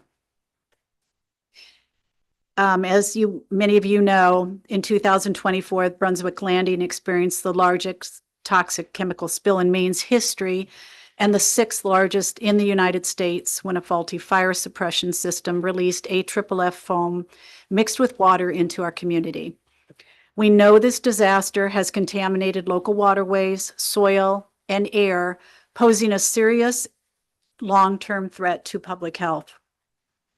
The AFFF exposure risks include, I did some research on this, reproductive and developmental issues, immune system damage, liver and kidney damage, along with at least 6 different cancers that have been directly tied to PFAS exposures. Some home sites on the Coombs Road and Purrington Roads did receive quarterly testing post-spill by the Maine DEP. This began for us in September of 2024, and it ended in July of 2025. The majority of homeowners saw PFAS increases with each testing on the analytical reports that we received. Several neighbors' testing results spiked following the first round of testing and had totals 4 to 5 times the federal drinking water guidelines, which my understanding is 4 parts per trillion. Those neighbors, and I have one with me here today, Darby, have been purchasing their own water for drinking and cooking for over a year now. That's more plastic that we're putting into our environment, by the way. One neighbor paid $34,000 to connect to town water due to PFAS contamination of their well. Other owners have received estimates to connect to town water, which are unaffordable for most. We were told that the Navy would continue our testing. That has not happened. In fact, the Navy said they checked in with the homeowners and only 2 were interested. That is not true. I connected with 10 of our neighbors on Coombs Road that had previously been tested by the Maine DEP. All stated that the Navy did not reach out to them. What we need now is comprehensive, free PFAS testing for all private wells and community water sources in and near the affected areas. Immediate installation of filtration systems for already contaminated wells. Where filtration is not feasible, connection to municipal water supplies. I realize that the responsible parties for this disastrous toxic spill need to be held accountable. In the interim, moving this bill forward is imperative for us to be assured all impacted will have safe drinking water and help our communities throughout Maine recover and thrive. I want to thank the committee members and the sponsors of this bill. We appreciate your consideration in moving LD 2115 forward. Thank you. Thank you, Ms. Carsley Coombs. Any questions from the member? Yes, Representative Campbell for Ms. Carsley Coombs. Thank you, Senator. You mentioned that a neighbor paid $34,000 to connect to town water. How close is town water to those most affected? Actually, her house was quite close. She had ledge. I believe she wrote a written testimony, Amy Self. And I think that was part of the problem.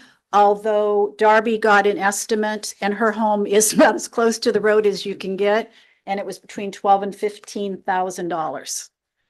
My house sits back a couple football fields, so I can only imagine what that would cost. So public water goes by these residents. Public water is right on Coombs Road. That sounds exorbitant. Fire hydrants are right there. Yeah, that sounds exorbitant, but that is Brunswick.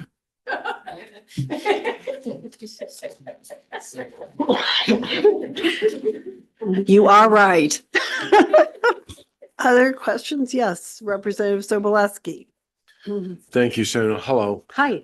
You said the responsible party should be responsible for this. Who are you considering the responsible party? Is it the owners of the facility now, the site? I've been to a lot of our meetings that we've had with the town. It seems like there's several parties. The Navy in particular would be number one. I'm questioning Mira as far as checking of the fire suppression systems, which to my understanding were not checked and taken care of in the appropriate time. I'm sure there's several, and I know there are responsible parties, and I know that you folks aren't the ones at fault, but we need something to happen in the interim until that can be resolved. What is Mira saying What do they say about what?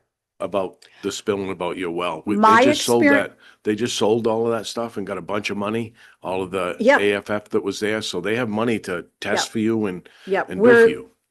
we're getting nowhere with that at this point, to my knowledge. I have not gotten anyone coming through our neighborhood saying we've got some money for the wells that are currently toxic and hazardous levels. So they're just denying it? Is that it? What you're saying? I don't, they're you not know, I going for don't, we've had a big change in directors there and everything, and I don't have, it would probably be best to have someone representing Mira speak to this whole timeline, but all the meetings that I've attended through the town, there has been a lot of very slow response. And now that there's a new director, I'm not really sure how that's going to play out. And yes, I am aware they did receive money, but none of us have been approached as a possible consideration. Ms. Karslick, are there ongoing lawsuits? Not from the Coombs Road neighbors that I'm aware of. Okay, thank you. I can't speak for anything else that might be going on. All right. Are there any other questions from the committee for Ms. Karslick? Seeing none, we really appreciate you taking the time Thank to you. come up and Yep. share your experience. Thank you so much. Thank you, everyone. Yes. And other folks who wish to speak in favor of the bill? Oh, yes. Laura's already up. Do you mind, Oh, Poppy? I'm Representative Arford. She can certainly. speak. Okay, thank you. Thank you. Representative Arford, we know you have commitments to HCIFS and Actually, normally I would be very happy to wait, but my battery's about to die. So Ah. I gotta get this to you. So I will sign in as well, but is it okay to get started? Yes. Senator Tepler, Representative Dudera, and fellow members of the Environmental and Natural Resources Committee. My name is Poppy Arford, and I have the distinct privilege of representing House District 101, the western part of Brunswick. As a co-sponsor of, and I will have printed copies of these before the end of the day. As a co-sponsor of LD 2115, I stand before you today to ask for your help. Help for homeowners directly impacted by the August 2023 PFAS discharge on the Old Navy Base landing in Brunswick. These homeowners need help testing and remediating the private well contamination, which I know you just heard about, from the discharge, help that could be provided by passage of LD 2115. One such homeowner wrote the following assessment of the damage, of the damage she experienced. Our well tested at levels surpassing the EPA standard of 4 parts per trillion by more than double. Although the Department of Environmental Protection suggests that 20 parts per trillion is considered safe, my family and I face a harsh reality as we live with water that poses significant health risks. Imagine waking up each morning only to be greeted by the unsettling truth that the water flowing from your tap, water you rely on for drinking, cooking, and bathing, is contaminated. Each sip is accompanied by an agonizing fear that it might be harming you or your loved ones. This fear is not without merit. As you now know, PFAS, commonly known as forever chemicals, are associated with numerous health issues, including cancer, hormone disruption, and immune system damage, plus yet unknown financial harm resulting from the cost of remediation and a potential reduction in our property value. Please vote aye to pass on LD 2115. The people of Brunswick and those statewide impacted by private well PFAS and other chemical contamination are counting on you to do this. Thank you. And I'll answer questions, but I'm guessing there's other people that will do a better job, honestly. thank you, Representative Arford. Questions from the committee for Representative Arford? Yes, Representative Campbell. Thank you, Senator. I'm having a hard time placing the base and Coombs Road. So Coombs Road is in the downstream plume. The landing, are you talking about for this discharge? Okay. Well, The land- where is the neighborhood? It's in the downstream plume. It's in, do you know Brunswick at all? Okay, so you have the landing and then you have the land flowing towards Harpswell Cove. There's a water body called Mere Creek and it flows from the landing down to Harpswell Cove. And between there's a number of neighborhoods and the Coombs Road neighborhood is one of them.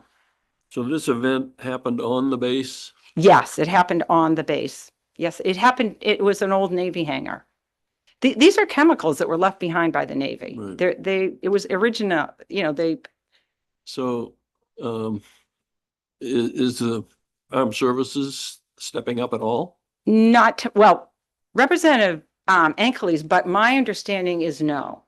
That there has been significant attempts by town officials, by Representative Ankeles, by everybody, but there's really no direct path for accountability, financial accountability at this point.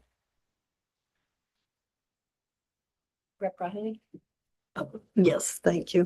Rep. Um, Riley? Maybe you can answer this, maybe you can, but I would like to know, has our congressional delegation reached out to the Department of Defense about getting monies for this? Has this?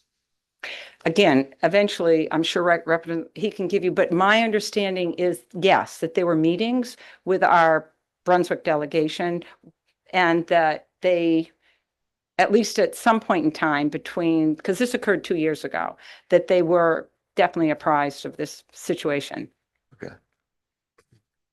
Just to the chair, I mean, I do want to take action on this. I know it's not the work session or anything, but I just want to kind of put it out to the committee. I do think it would be good to also have, in addition to whatever we do, to have a letter also from this committee to our congressional delegation, urging them to reach out to the Department of Defense to be able to secure monies for this. Thank you, Representative Riley. Other questions Yeah, for? Can I add one quick comment that Yeah, may not have been sure. mentioned? From my perspective, one of the key problems here in this area is that it's a retired base. When they retired the base, they did an environmental assessment. This was in the the 80s and early 90s, and PFAS was not at that point known as a chemical contaminant.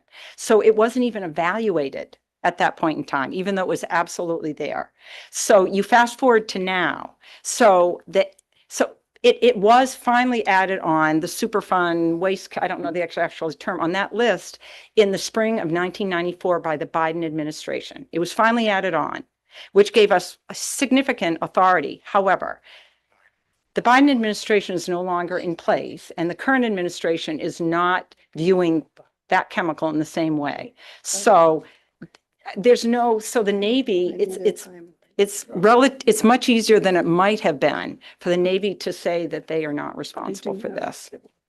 And again, Representative Ankeles is the expert on this, so. So thank Okay, you. I thank love coming you. before your committee. Thank you for having me. Thank you, Representative Arford. Okay, others in favor of, well, she's very good friends with several members of the committee. I think that's why. And we are about to hear from another person in favor of the bill. All right. Good afternoon, Senator Tepler, Representative Dudera, members of the Environment and Natural Resources Committee. My name is Laura Harper. I live in Hollowell. I'm a senior associate with Mooseridge Associates. I'm here today to share testimony on behalf of my client, which is Defend Our Health. And so I'm going to read this testimony. It was written by Sergio Kaweke. So he writes, my name is Sergio Kaweke. I'm an organizer at Defend Our Health. Defend Our Health's mission is to make sure that everyone has equal access to safe food and drinking water, healthy homes, and products that are toxic-free and climate-friendly. And I'm here today just to testify in support of this bill. And we certainly support the summary of amendments that Representative Ankeles presented in his testimony. Over the past several years, we have learned a lot about the PFAS contamination across Maine and the significant health risk associated with exposures to these forever chemicals, including increased rates of certain types of cancer, fertility issues, and neurodevelopmental issues in children. These toxic chemicals have polluted our farmland and drinking water throughout the state.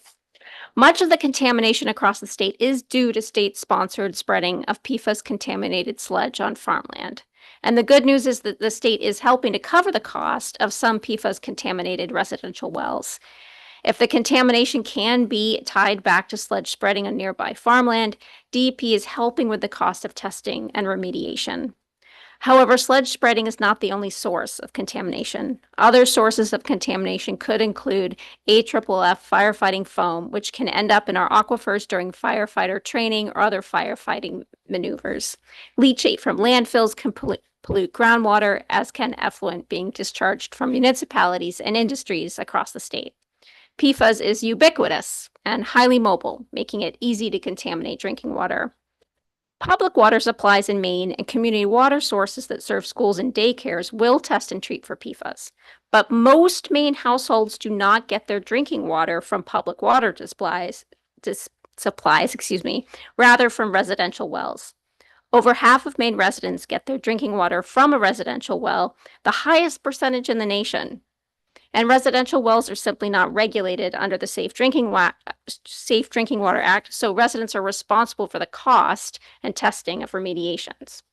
PFAS testing can be cost prohibitive for many families, with the cost ranges from $250 to $300 for a DEP certified approved test. And so we need to make sure that everybody relying on residential wells can get their wells tested regardless of their ability to pay for an expensive PFAS test. So as you know, this bill takes existing statute, it changes the name of a fund that has not been used, it puts money into the fund, so there's no impact on the current PFAS program, on the current testing and remediation that we already have going on with DEP, so this would be adding to it. And it would hugely benefit communities like Brunswick, who are still dealing with the largest toxic chemical spill in Maine's history and the 6th largest in the country. And I won't go into, you've heard all about the spill in Brunswick here. So I would close, everyone deserves access to safe drinking water, and this bill would provide necessary resources to Mainers who may otherwise not be able to get their drinking water tested, and we urge you to vote ought to pass as amended for this bill. And I'll just add before I take questions that for the last 4 years, I've been working with Defend Our Health on safe drinking water legislation that's gone through the Health and Human Services Committee. So I think it's important context for you all to know that there is a program within the CDC for low-income residents who rely on residential wells to get that tested. But PFAS is not included as one of the contaminants that program operates. So we've been working for the past 4 years to get PFAS added to that existing program. That bill is waiting funding, as it has for the last 2 years, last session and this session, on the special appropriations table. It's a modest amount. It's just to cover resources and staff at the Maine CDC. So we are super excited about this bill. We feel like this bill could really blend well with that bill. Again, that free testing would be available based on income. This bill doesn't have an income test.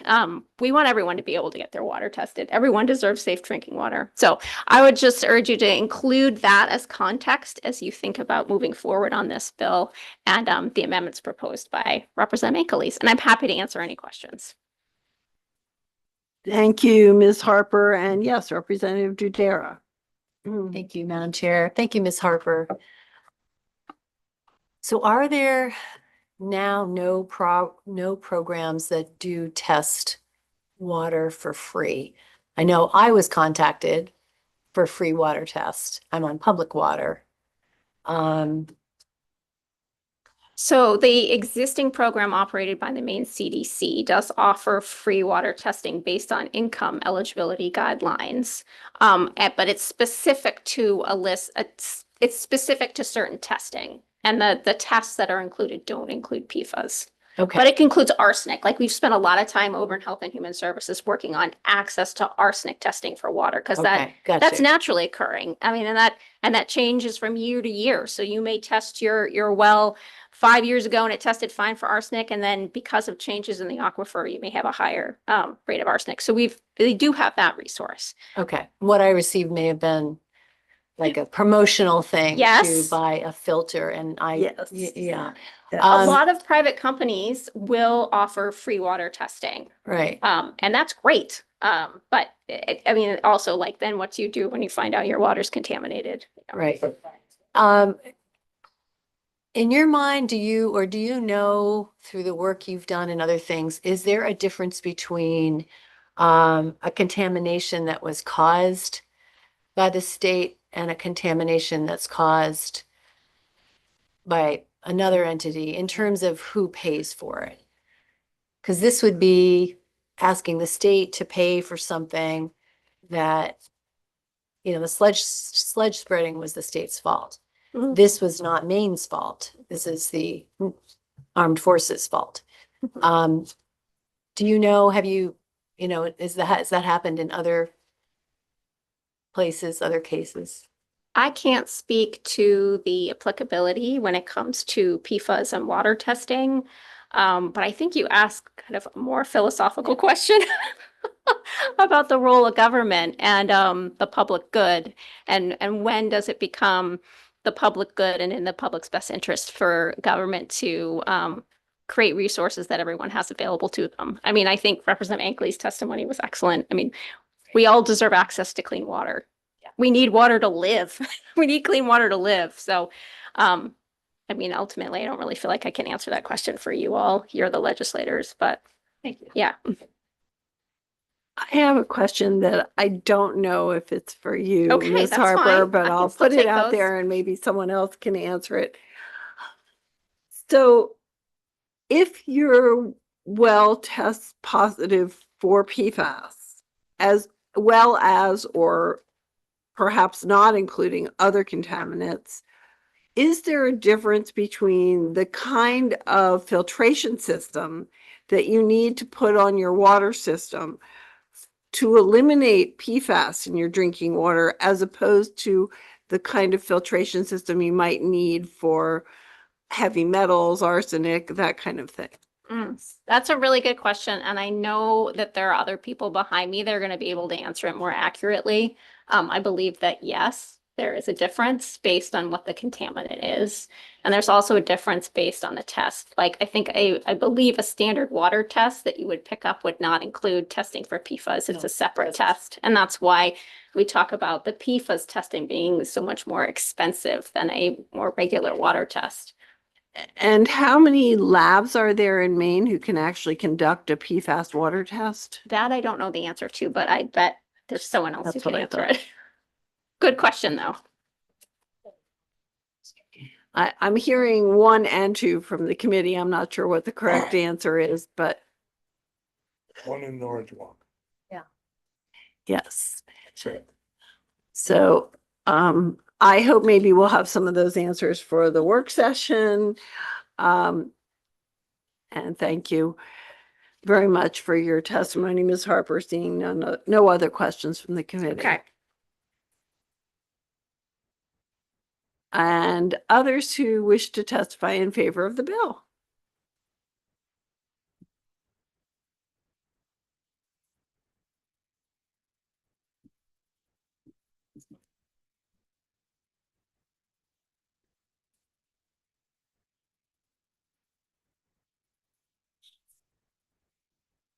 Thank you for helping me hold it together here. Oops, I said that up.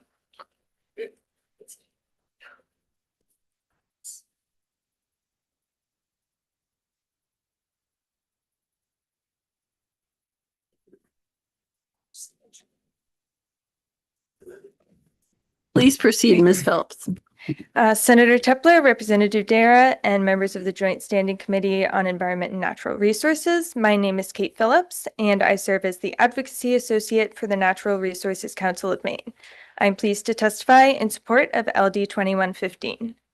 This bill would change the name of the existing Land Application Contaminant Monitoring Fund to the Well Contamination Response Fund, which would be used to support owners of drinking water wells contaminated by hazardous substances, including PFAS.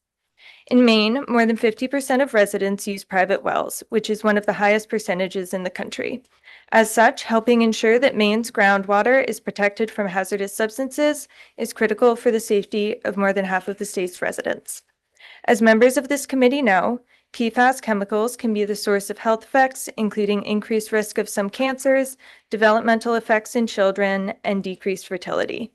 We appreciate the leadership that this committee has provided across a broad range of bills aimed at dealing with PFAS. The Department of Environmental Protection has been investigating the presence of PFAS in Maine's soil and groundwater for a few years. A 2025 update reported 20% of the approximately 2,920 groundwater samples taken by the department have PFAS levels above Maine's drinking water standard. This bill can help address PFAS contamination in such wells and serve as a fund to address other hazardous pollutants that may threaten drinking water wells. All residents impacted by contaminated wells should have access to remediation solutions and clean drinking water. Maine already funds the Maine State Housing Authority's Well Water Abatement Program, which provides grants to single-family homeowners and small landlords with highly contaminated wells. However, recipients of those funds must have income at or below 120% of the area's median income. Routine testing, filter system installation, and filter changeouts cost thousands of dollars. There's an undefined subset of Mainers who do not qualify for the abatement program, but cannot afford the high costs of testing, remediation, and accessing a new source of clean water. Protecting access to clean drinking water is a high priority for Maine. We support this bill to help advance that goal, and we encourage you to vote ought to pass on LD 2115. Thank you for this opportunity to testify on this bill. Thank you, Ms. Phillips. Any questions from the committee for Ms. Phillips?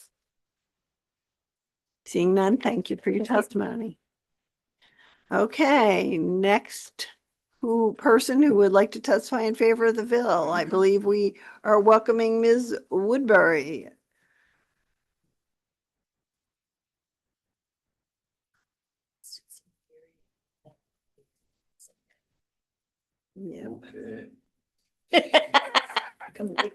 Uh-oh, Representative Campbell looks like he's ready to grill me. Good afternoon, Senator Tipler and Representative Dudera and distinguished members of the ENR committee. My name is Sarah Woodbury and I am the Legislative Director for Maine Conservation Voters, and I'm here to testify in support of LD 2115. I am not going to read most of my testimony. I'm going to address some of the questions that came up. I was one of the people that worked on the initial bill that set up the initial fund under the previous legislation, and I believe it makes sense to shift the focus of that fund to helping residential well owners deal with contaminated wells. Clean drinking water is a basic human right. While we do have programs to help low-income families access testing and remediation, as you heard, the testing is not for PFAS. And for remediation, there are many families who don't qualify for that assistance, yet cannot afford the expense of testing and treating their wells for contaminants. Regular testing for basic contaminants like arsenic, lead, radon is over $100. PFAS is upward of $300. Remediation costs can be as expensive as around $5,000 if you have to drill a new well. You've heard from Brunswick residents, hooking up to public water is even more expensive. This committee is fully aware of the health impacts of PFAS. Other bacteria and contaminants found in drinking water, such as arsenic and lead, can also lead to dangerous health impacts. Everybody has access to everybody should have access to clean drinking water. And so I just want to address a couple of things that you heard from Representative Ankleys and from the department. We appreciate wanting to set those standards at 20 parts per trillion to make that fund go as far as it can. Representative Ankleys mentioned that, if the fund got more money, then we could expand that. I would like to make sure that there's some language in there that states that, because the state's actual standard for PFAS right now is 4 parts per trillion, not 20. And so making sure that, and that is what science has found is the best level due to health impacts. And so I recognize wanting to keep it at 20 parts per trillion initially, but I think there should be some language in that bill to state that if more funding comes in, that they should start helping people with under that 20 parts per trillion. And then the department mentioned that they would like to keep it focused really just on PFAS because they're concerned about, everybody wanting to get their well tested, not having to fund to do that. I will point out, I would love it if everybody that had a residential well got their well tested. The statistics don't line up for that. The state of Maine, with the Maine CDC, set a goal by 2020 of trying to get at least 65% of folks on residential wells to test their wells. They're nowhere near accomplishing that. They're at about 40%. So while I appreciate the concerns about narrowing this focus, I think clean drinking water should be clean drinking water, and we should address things other than just PFAS, although PFAS is important.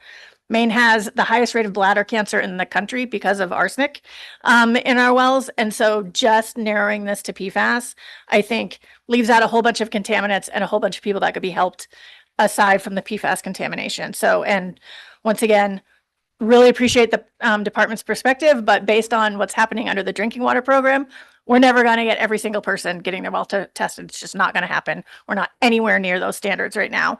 And then also in terms of the MIRA not having the funding to Ms. help. Woodbury, you're running out of time. Sorry. So just wrap it up. Okay, so I would just say that the money that MIRA got from the sales that was brought up by, I think, Representative Sobolewski, was spent to clean out those systems. It was about $1 million to flush those systems. So they don't really have a ton of money to go back to the residents. So, and there is filtration systems and they do the similar thing. So osmosis, reverse osmosis and carbon filtration systems will treat for PFAS along with arsenic, lead, other stuff. So if you're installing one of those filtration systems, depending on the level of contamination, it can encompass a lot of contaminants. I'm running last meeting and I've raised my hand. So thank you for that information, Ms. Woodbury. Is there a difference between the cost of either of those systems and other systems that people might install? Reverse osmosis tends to be more expensive. It's a little bit more higher tech. For carbon filtration systems, usually the expense comes in switching out the filters. And then the problem with that also is that those filters end up in a landfill. And they have PFAS. Then or PFAS comes arsenic. out of them and ends up in Juniper Ridge and blah, blah, blah. So, but and it also, the system will depend on what you have to do is the level of your contamination. So sometimes you can just put a filtration system on like underneath your sink. Sometimes it has to be like in the well itself. And those are obviously more expensive than the ones that are, and that depends on, if you're at like 21 parts per trillion, you might be able to go with one of the smaller filtration systems. But if you have higher levels, you're going to need a more intensive filtration system. Is there a chance that you could bring the spread of costs for those kinds of filtration systems to the work session? Yep. Thank you. Representative Campbell? That was my question exactly. Okay. And if you go online, there are some filtration systems like your Britas. I'm not saying that brand, but like similar to those that are around $40 or $50 that if you have low levels of contamination, those are fine. But if you have, more contamination, you're going to be spending more money on more extensive filtration systems. So the higher the level of contamination, the more expensive the filtration system. yeah, you need stronger filtration systems. Gotcha. Yes, Representative Dudera. Thank you, Senator. But to Ms. Woodbury's point, I just want to make sure the committee knows because I deal with this with real estate. So, a point of use system like at a faucet where it's just going to do the drinking water as opposed to like a point of source system where then it's going to affect what you shower in, wash your clothes, bathe your baby, all that. And so, I think people have to take into account too, how high the contamination, but also maybe their pre-existing health risks or, those kinds of factors. Exactly. And the PFAS exposure, the standards that are appropriate for, ingestion have gone way down in like the past 4 years. Like initially the state had 20 parts per trillion and that was considered one of the strongest in the nation. And then the EPA came out with the 4 parts per trillion. Now they've backed off those standards a little bit, but the state of Maine has not. And the state of Maine last session passed a bill that set those standards at 4 parts per trillion for PFOA and PFOS. And then there's standards for 4 other PFAS that I can't remember off the top of my head, but. Okay, any other questions from the committee? Seeing none, we appreciate your testimony. Thank you. Is there anyone else who would like to testify in favor of the bill? Is there anyone online? No? Is there anyone who would like to testify in opposition to the bill?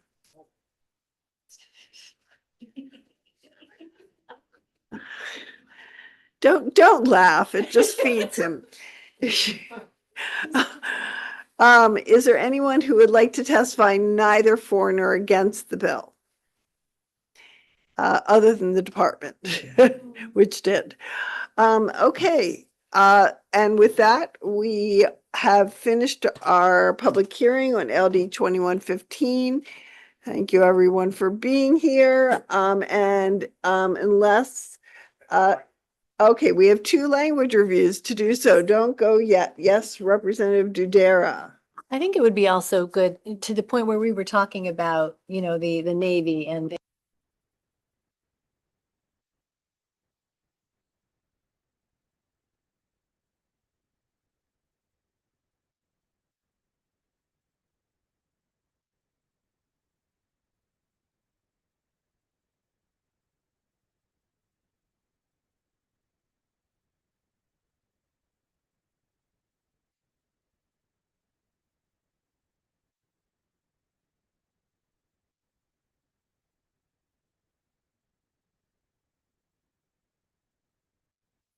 I do just want to say, I know not supposed to really talk about your own bill from behind the horseshoe, just that Brunswick came up a lot in the hearing, but this bill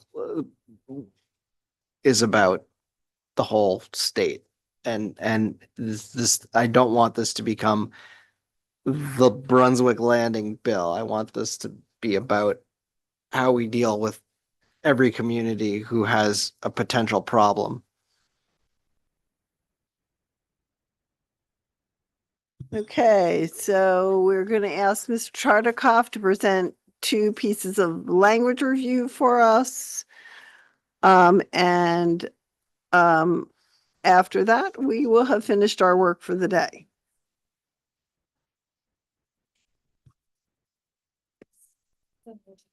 Yes. Signatures that Oh, yes. And before Mr. Chartikoff gets started, I want to remind everyone to please check with Ashley about whether or not your signature is required on a jacket. Oh, not those of you in the, that's for the committee. Thank you.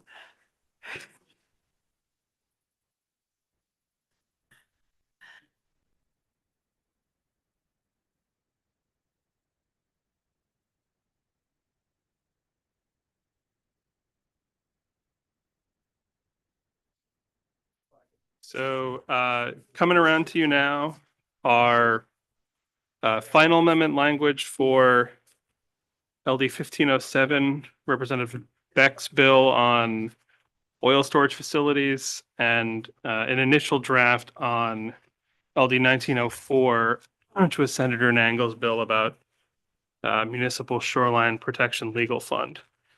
I'll start with 1507 on the pink sheet. This was, I have the vote sheet on the back here.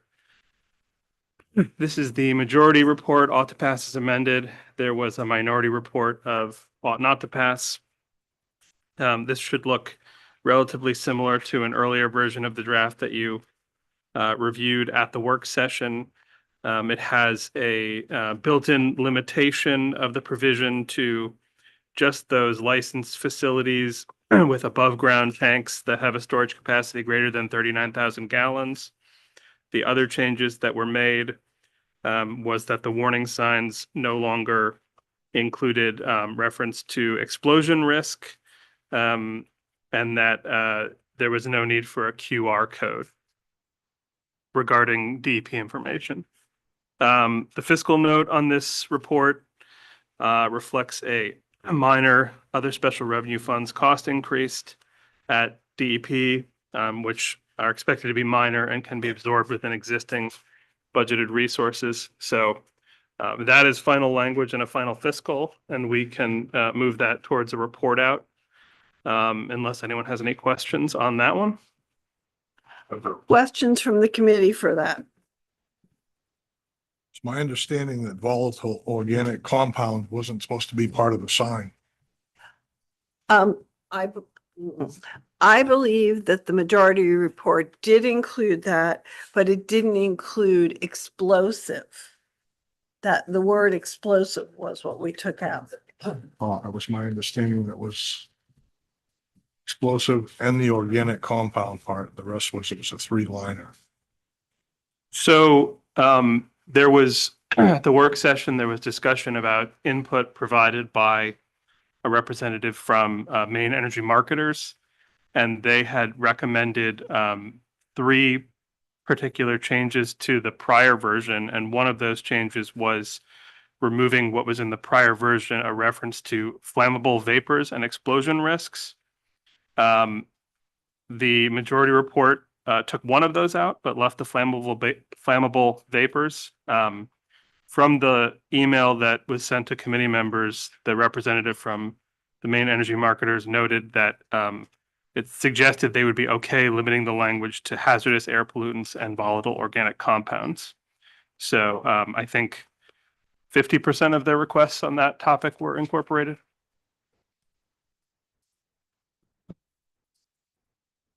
The committee was concerned that the lack of flammable vapors, indicated that, well, I'm sorry, that the need to put in flammable vapors had to do with warning people not to light flames near the area.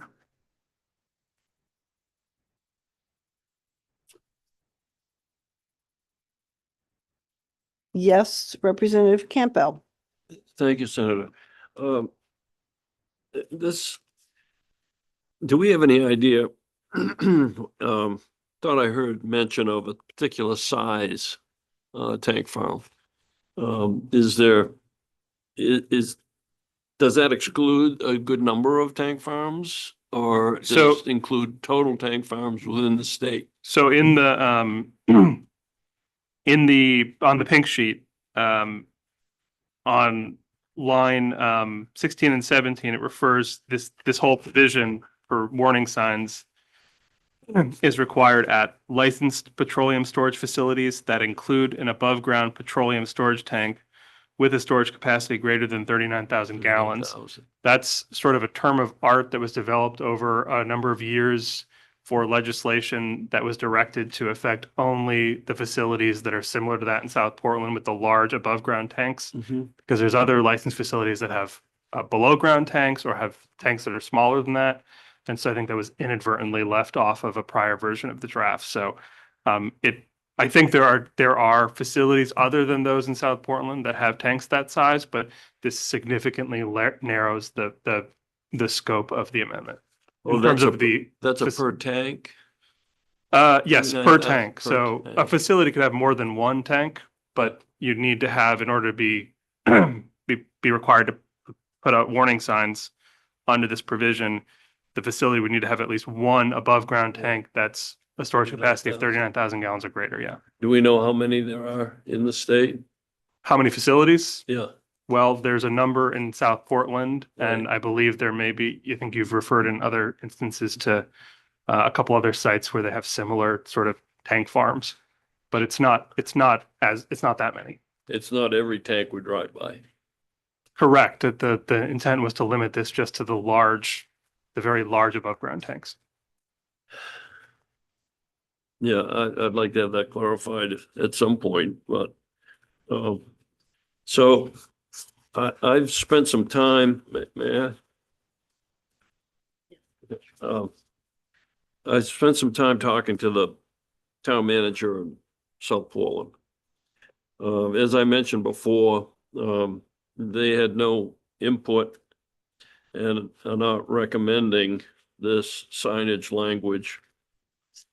And they've been working with the South Portland tank farm. And now the town manager believes they're 99% there with the concern of the population. So it's almost a local issue that we've heard it how many times in this committee.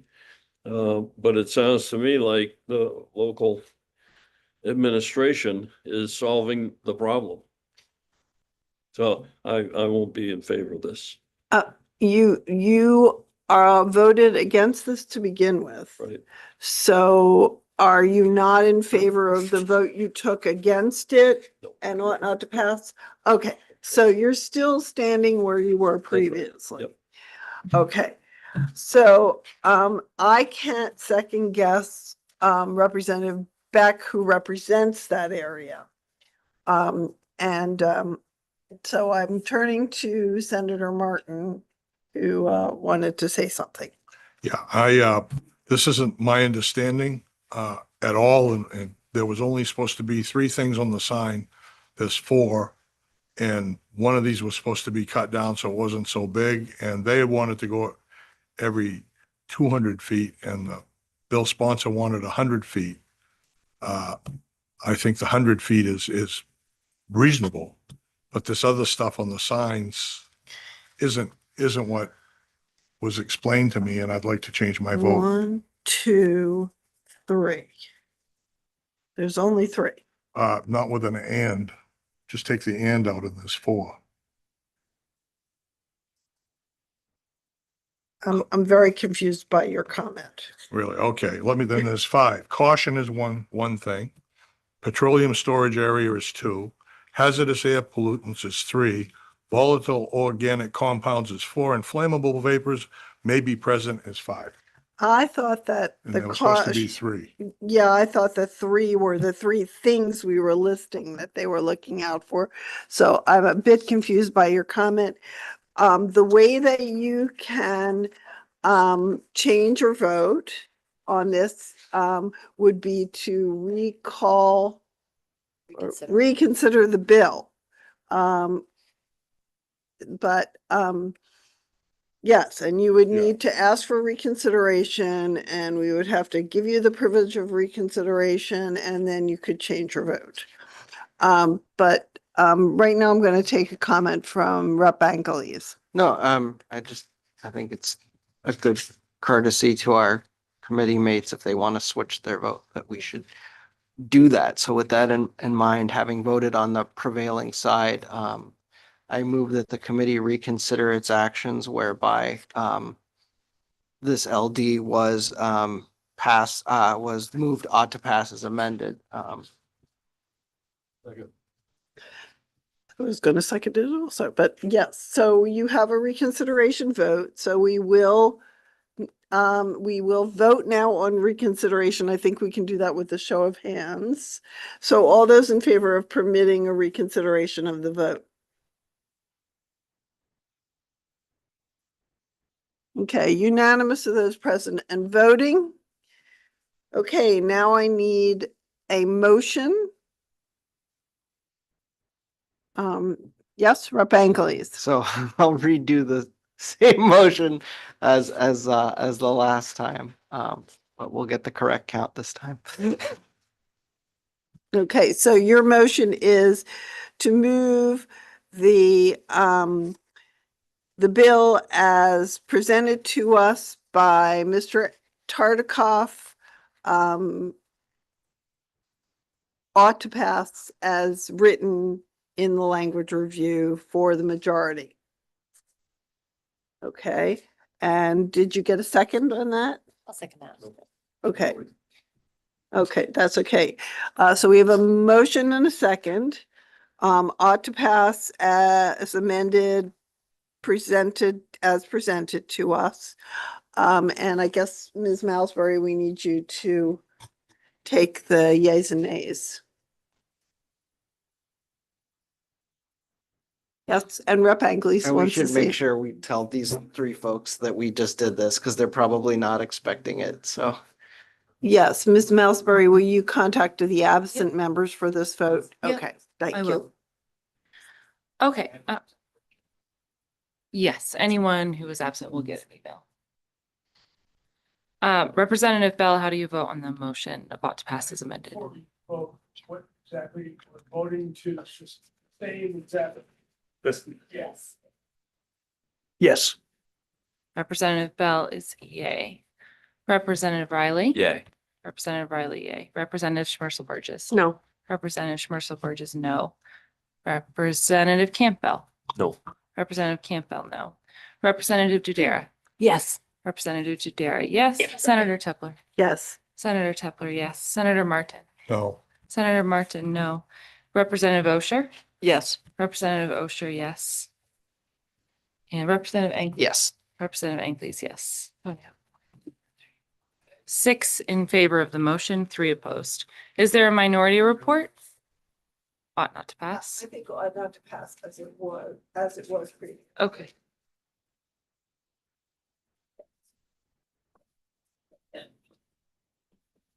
Okay, now.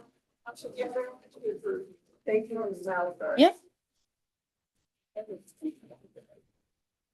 So this also includes a voting sheet. This was the majority report. Ought to pass as amended. There is a minority report of ought not to pass.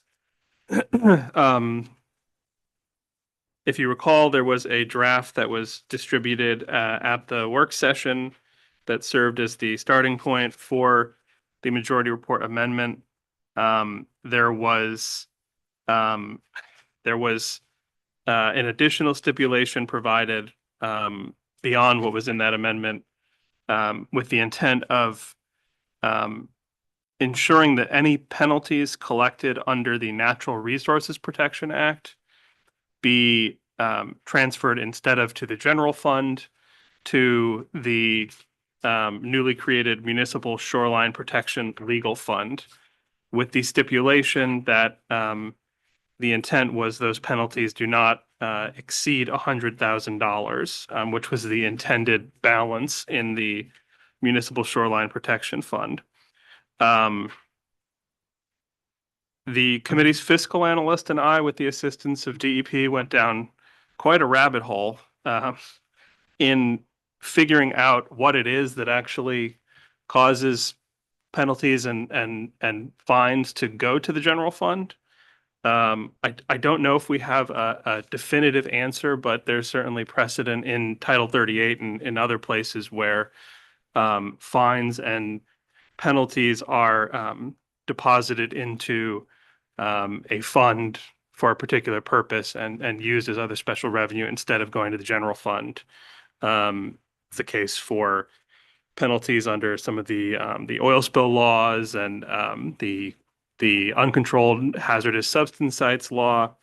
I think the difference with all of those is the fines and penalties are used for a purpose that those laws that they're collected under serve. In this case, the penalties would be transferred from one particular law, NERPA, for the purposes of a different law, municipal shoreline zoning, although they do overlap quite a bit in their scope. So what we've done here, and there may be other ways to do it, is put language in NERPA's violations provision that direct monetary penalties paid by persons who have violated NERPA not to exceed $100,000 in any fiscal year to be deposited into this new Municipal Shoreline Protection Legal Fund. I did check with DEP. We were talking sort of about some of the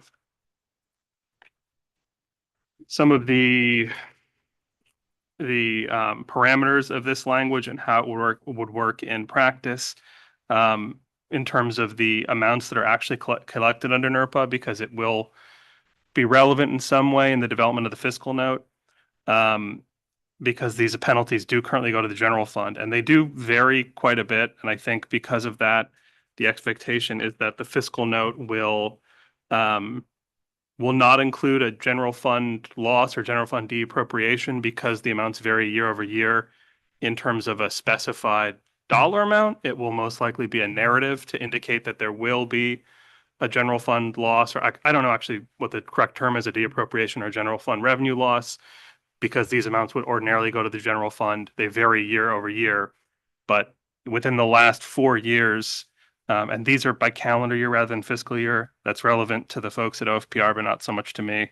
In 2025, DEP reported just about 60,000 in NERPA penalties. In 2024, it was only $5,000. In 2023, it was $19,000. In 2022, it was $67,000. So it sort of only lasts for 4 years. It sort of goes up and down. So that's that provision, section 2, which was part of it. There's another piece that I included in here, which the fiscal analyst for the committee raised for me, which you may recall discussing with Rep. Brigios, Lake Quality Fund bill that he talks about quite a bit. That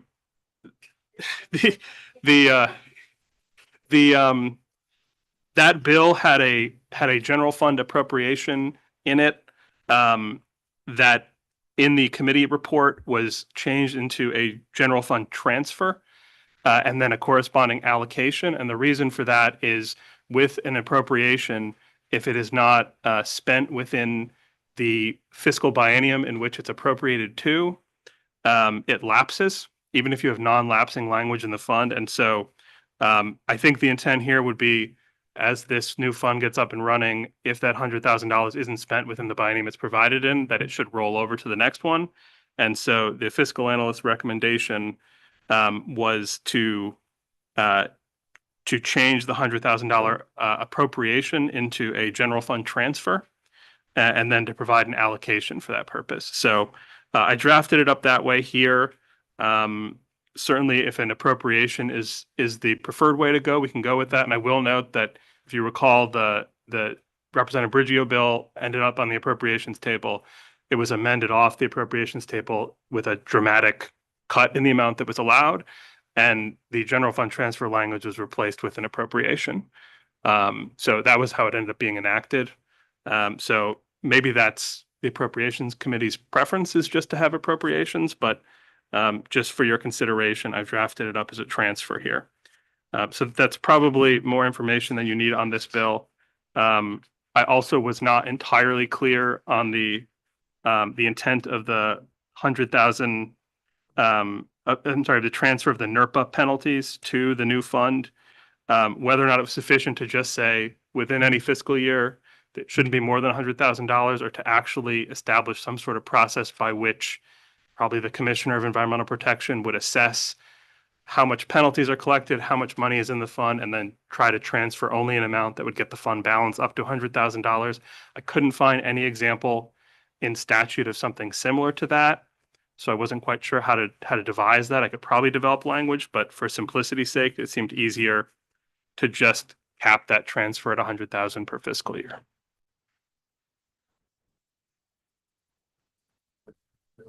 I think that makes as much sense as it can, Mr. Tartikoff. It was late in the day to be discussing this. I do think that if the Appropriations Committee prefers that it be an appropriation and not a general fund transfer, they can make that change. Sure. If they decide to pull this off the table. So I guess, I think the Commissioner has something to say about this. Yes, please join us, Commissioner.